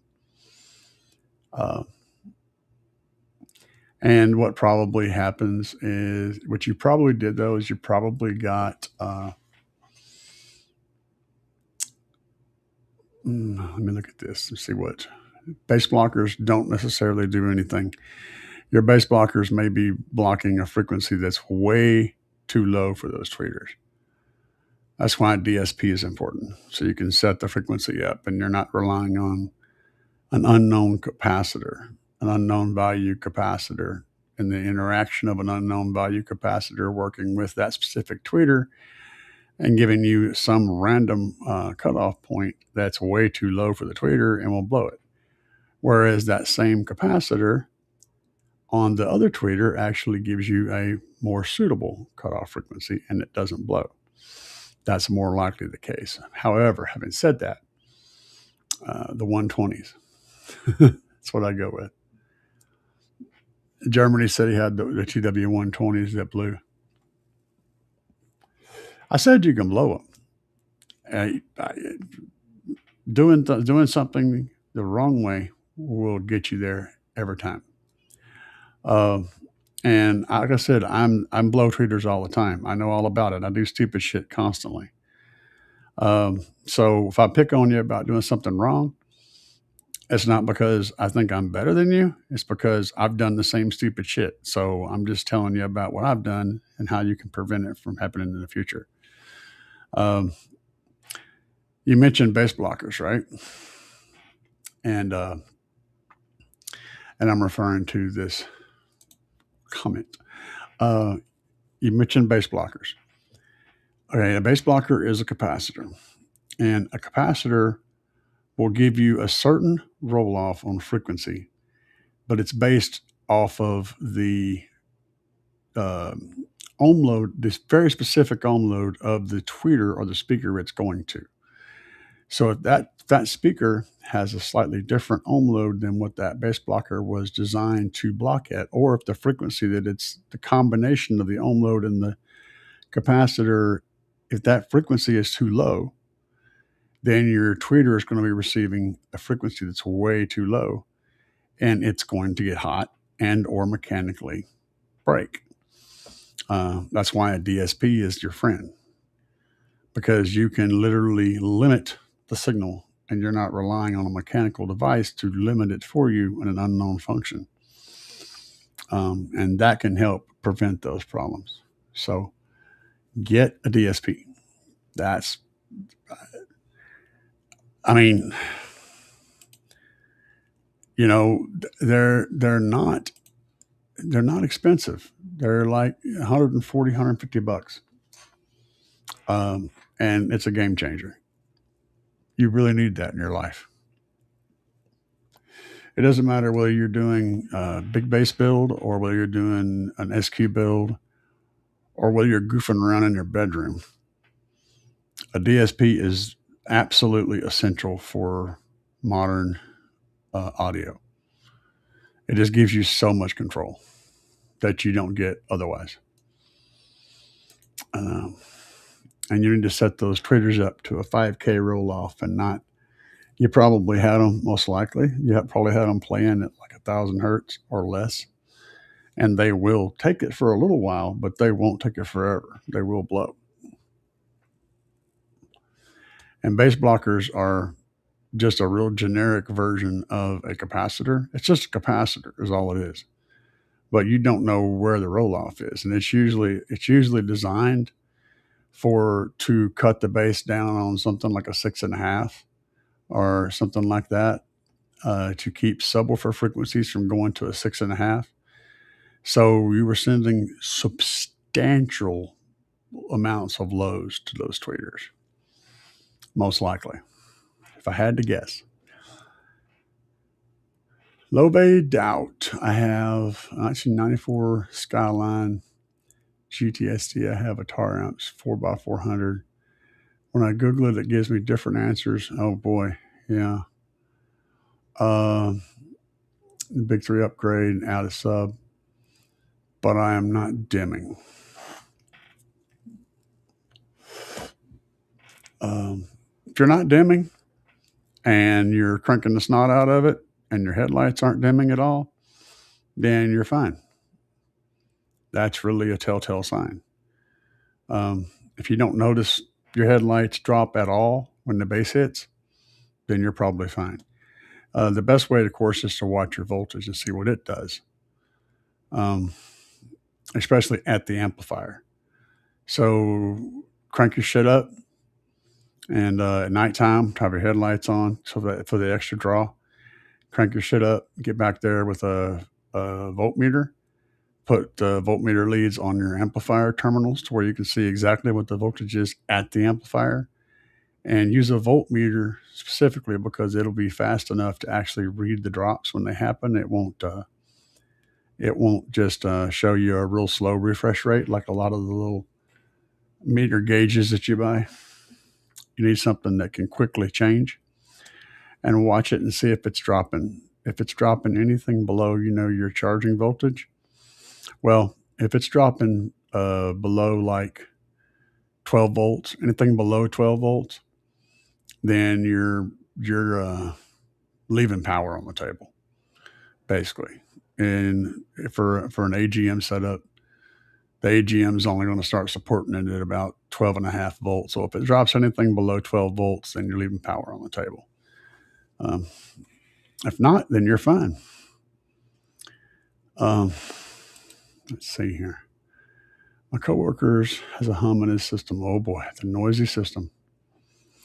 He said it's because of the 18,000 watts. Sounds like a ground. But his installer would disagree because his installer is the one that hooked it up, and he don't want to have to do something different. Most hums come from ground differential, meaning that you're getting a ground from two different locations, and the grounds are different voltages. It's like your voltage isn't all about your positive wire. It's also about your ground wire. And if your ground at one point is giving you 12.5 volts, and then your ground at another point is giving you 13 volts, right? And those two are on two different pieces of equipment that are in the same signal chain, you will almost always get some kind of noise between the two. And that's called a ground differential or a ground loop. It's the same reason that when you use an aux cable to hook up to a phone to a radio, sometimes you get a in the background. That's a ground. There's a ground happening in there. You're connecting the ground in that device and the ground in the vehicle together with the ground over that aux. It's two different ground points, two different ground levels. And over the signal chain is connecting them together. And so you get a ground loop, and it causes an oscillation. It's like somebody playing racquetball back and forth, and that makes noise. And that's where your problem is. What fixes that is having all your shit ground at the same exact spot on the same plane, not just on the same plane, but on the same wire. Having the ground be the same voltage for everything. So, like if you want you to run your radio, for example, run your power and your ground from your radio back to where your amplifier is, and have it hook up at the same spot as the amplifier, um, so forth and so on. This can eliminate those things. Um, it's just a ground. It's a ground potential differential. That's what it is. It makes that noise. That's one of the things. That's the most common one, and it usually shows up with a change in pitch when you rev the engine up, because the alternator spins up, and as the alternator spins up, it changes how fast the people are hitting the ping pong ball back and forth across the table. If it comes in as just a constant hum that never changes, then you've got somewhere there's a ground that's not connected.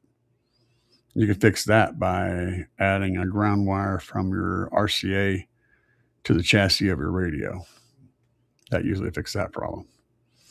There's a whole lot of different types of noises, but those are the two most common ones. What's up, Bobby? I saw you earlier. Uncle Bobby B is in the house. What makes the interference noises in the high watt systems? Yeah, that stuff that I just said. Let's see here.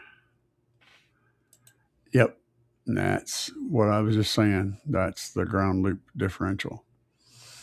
Ground plane or ground potential differential.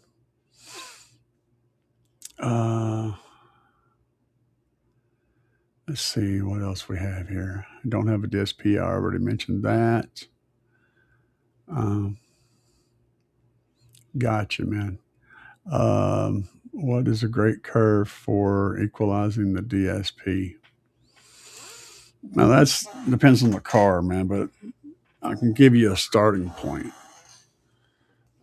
If you don't know anything and you just need a good starting point, you can do your subs up to 80 hertz and everything at, okay, this is the rule. Set everything at 24 hertz, or excuse me, at a 24 dB roll off on a Linquist-Riley curve. All right, subwoofers from nothing to 80 hertz. And then door speakers come in at 80 hertz, go to, if you have dash speakers, the door speakers can go up to like 300 hertz. And then the dash speakers can pick up at 300 hertz and go up to 5 kilohertz. And then the tweeters can pick up at 5 kilohertz and go all the way up. If you don't have, if you just got a two-way up front, right? So it's 80 hertz for the subs, then from 80 to 5 kilohertz, and then from 5 kilohertz to the top for the mids and then the tweeters. But it all depends on everything. I always default to 24 dB roll off Linquist-Riley for all my crossover points. As a starting point, I usually stay there. There's a few exceptions to that rule. Sometimes I have a little bit more overlap in the 200 hertz range if there's a null. I might have whatever's playing above 200 and below 200 kind of blend a little more in the 200 hertz range. It all depends on the car and the build and everything. So hopefully that helped you out, Robert. Osama been smoking. Hell yeah. I'm looking for a 6 fuse, 6 ground distribution block. A 6 fuse, 6 ground distribution block. Damn, Osama, what you been smoking? So you want power and ground.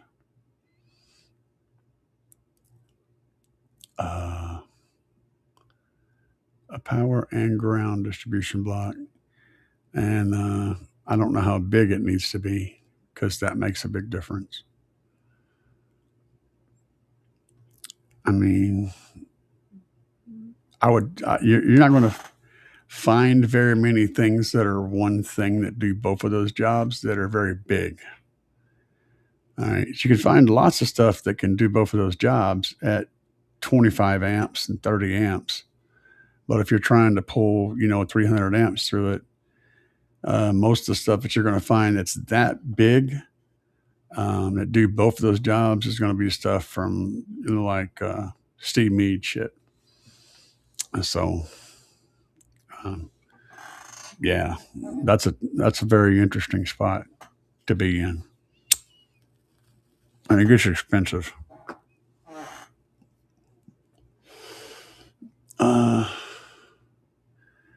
GA, a Skyline.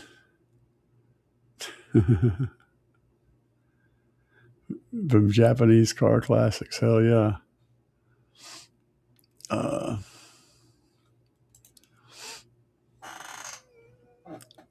Yeah.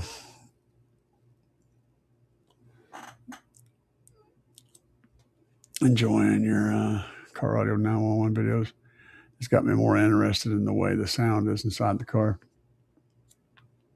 It's a big deal, man.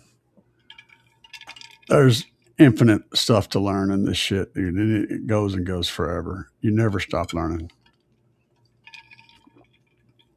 You never stop learning. Jacob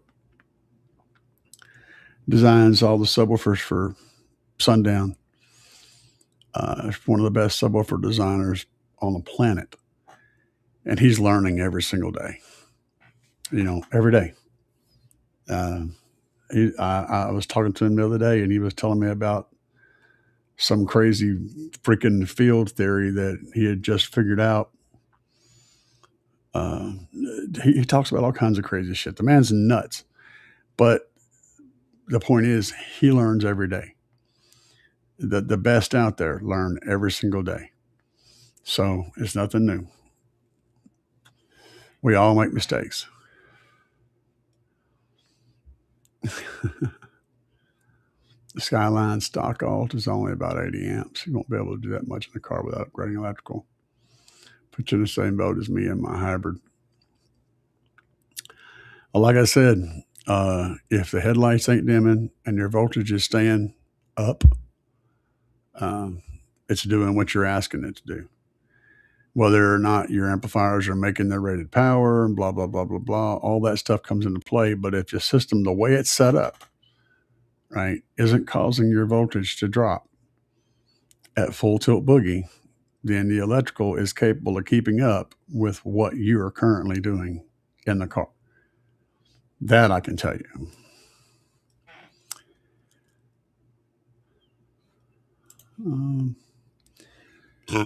Pardon me. I don't have an alt, but I have a DC-to-DC charger that is 80 amps, so only about 30 amps to spare. Yeah, no shit. And that's about correct. About 30 amps. But having the big batteries will help drastically, like a lot. Having big batteries on your stereo end will help a lot for those scenarios. Low voltage.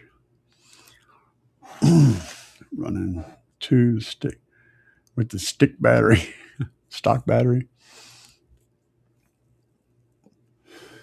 He said what he did was, since he don't have an alt, is got LiPo battery. Mine is a low voltage series 2 running with the stock battery to power my system. That's going to be your best bet, probably. Fair enough. I'll buy that.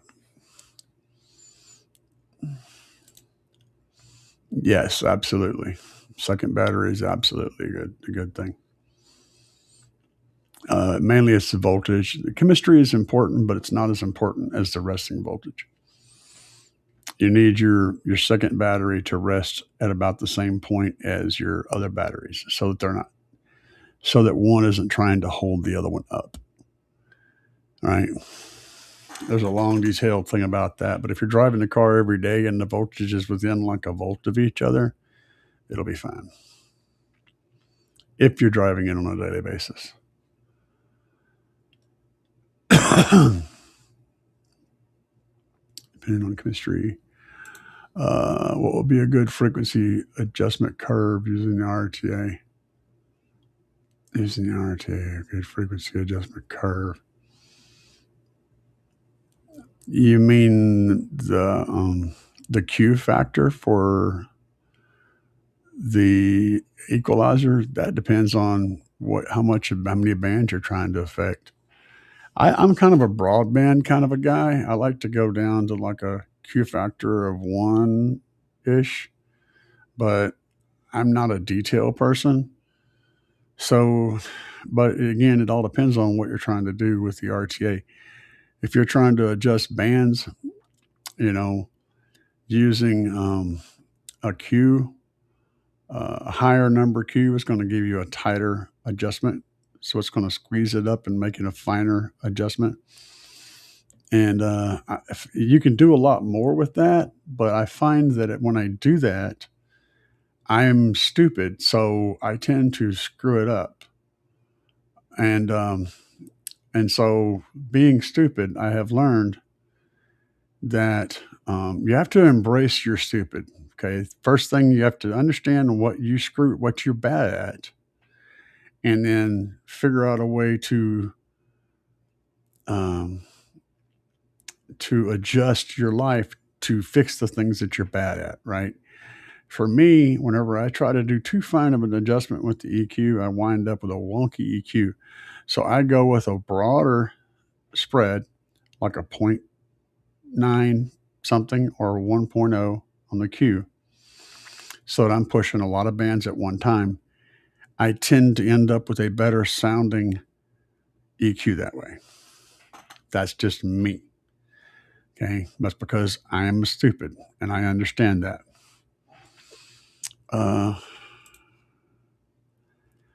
So running Ampere Audio 12K, 4-channel amps on an audio control DM810. Simple, clean install. Good deal. I believe that DM810 is an actual processor, if I'm not mistaken. Yeah, it's a DM810, 80 in, 10 out, or something like that. But sounds good. Sounds good. This is, I have an Optima red top under the hood. Those things have gotten a bad rap over the last 10 or 15 years, but I can't say I have any bad luck with them. I just hear lots of bad stuff. I ran one in my Ford truck for a while.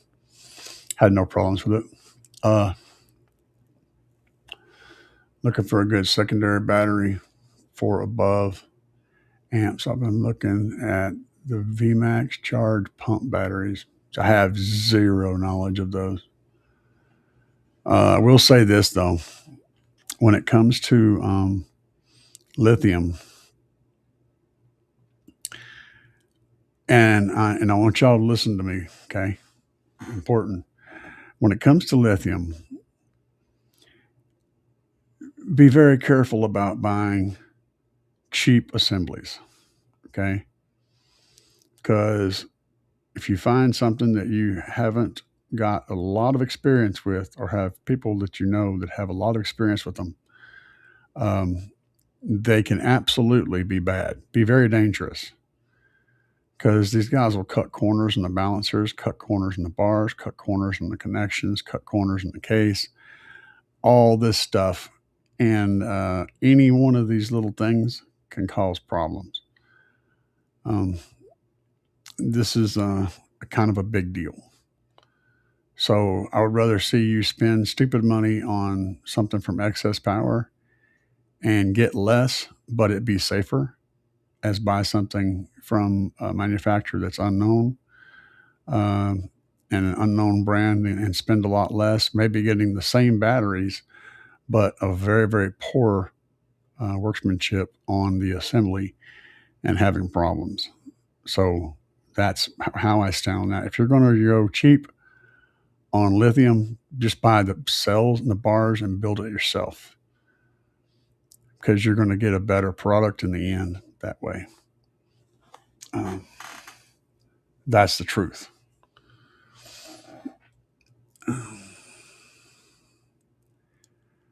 How do you EQ bass?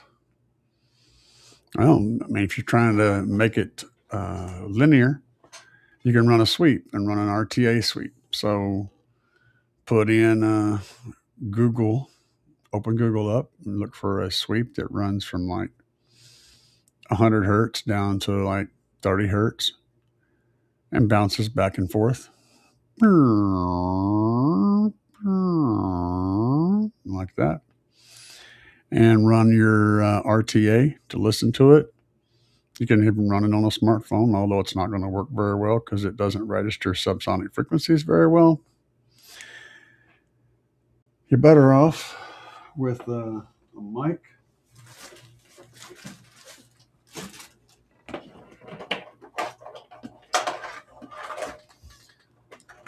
Like one of these, okay? These styles of mics.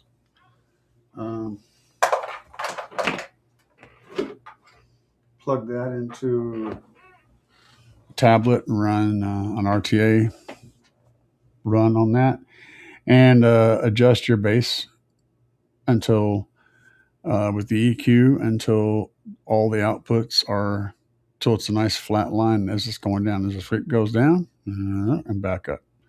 You could also run pink noise and just EQ the bass flat on a pink noise track. If you don't have any of that fancy stuff, you could do it with your ear. Just run the sweep down and back up. And if it sounds like it's a little weak at this frequency, push it up. You want it to sound like it's about the same perceived volume level to your ear hole all the way through the sweep, up and down. You're not going to be perfect, but your ears aren't going to be perfect, so it doesn't really matter. That's one way to do it. There's a bunch of ways to do it. But you want your 25, 28 hertz to sound about the same as your 35 hertz, so that you don't have it going really quiet in one spot or being overly loud in another. And whenever you're EQing that, don't push up the places where it's quiet, pull down the places where it's loud. Always EQ down if possible, right? So if it sounds weak at 25 hertz, but it's really strong at 35 hertz, pull 35 hertz down until they both sound the same. That's how you do it, basically. For SPL, well, now we're talking about a different thing. SPL, you want, there's no EQ in it, man. You just let it rip. You don't want to take anything away. You just want to make numbers on a meter. I mean, you still do the same thing I just said, but if you're trying to get maximum score, you don't want to pull anything down at all. You want your loudest peak on the meter. Whatever your peak, that's what you run. If you're peaking at 35 hertz, you just hit it with 35 hertz and get your score. But if you're looking for just loud riding around SPL, that's different. Then you do what I said. Let's see here.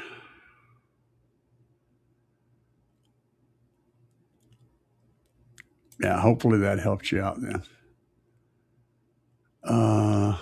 Let's see. A good bass knob that lets you see the level at night, and also has a voltmeter.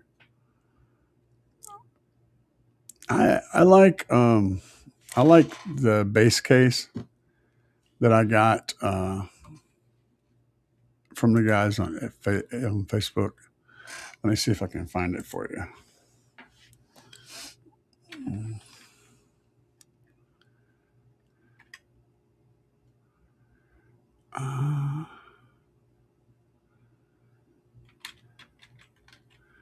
I think it was, what was it called?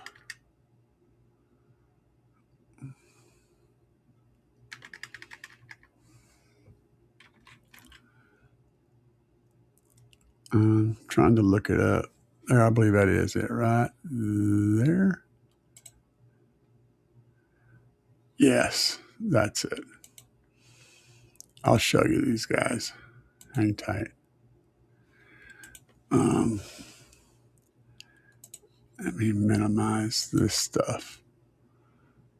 Boy, we got lots of stuff. All right. We'll minimize that. Now we'll go over here. Boop. And we'll go boop. So these guys. This is the people I like dealing with as far as bass knobs go. And they're pretty freaking wicked, man. They do all kinds of cool stuff. You can order custom stuff, just anything you can dream up, they can make it. This is where I got my, the one that I'm running in my Tahoe. And they can do all sorts of things to them. Put all sorts of different gauges and doodads and meters, anything you want. Multiple volume control, bass knob, blah, blah, blah, all mixed together. Just whatever kind of a scenario you can dream up, they can make it. And you just get to hook these guys through Facebook, and they'll hook you up, man. And just look for this bass case, all one word. Check them out. That's my suggestion.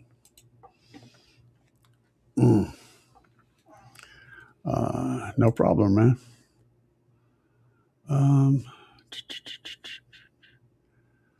Let's see here. Yeah, I use an RTA and REW. Just wondering how you personally do it your way. Appreciate your input on this topic. No problem, man. Yeah,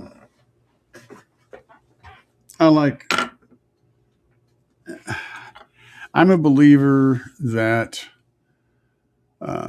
you try to fix it in the physical world first, and then once you get that in the ballpark, then you can go back in the digital world and do the other stuff.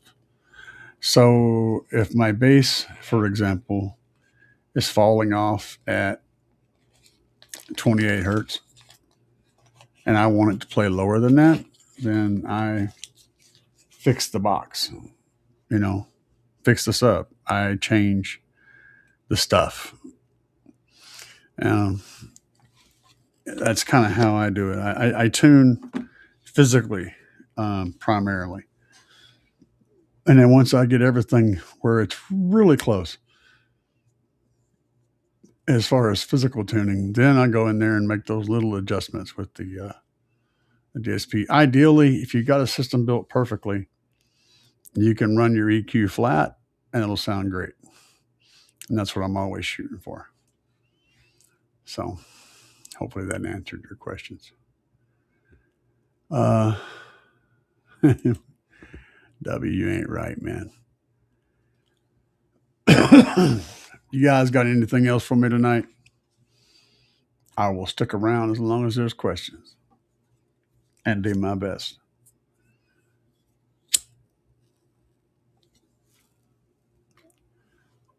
If not, I got a show tomorrow, and I probably should get some rest. I guess that's what we're going to do, guys. I guess that's what we're going to do. No more questions. Let's get the duck out of here.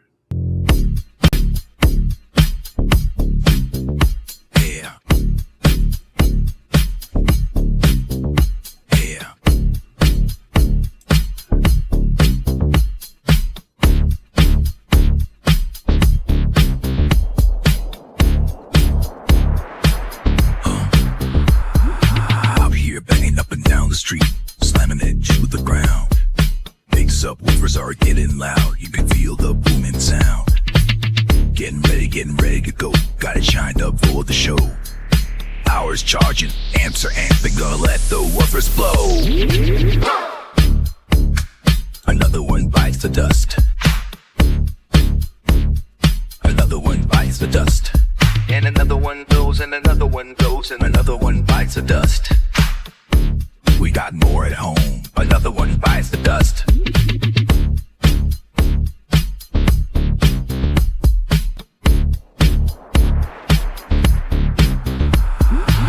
Fires are glowing and the amps smoking. Subs are cherry red. Let me keep jamming, gotta keep the bass slamming. Gonna go hard till they're dead. Full power, gotta let it go. 20 hertz in the floating air. Sparks are flying, voice cords are frying, and the smoke is in the air. Another one bites the dust. Another one bites the dust. And another one goes, and another one goes, and another one bites the dust. Hey, we got more at home. Another one bites the dust.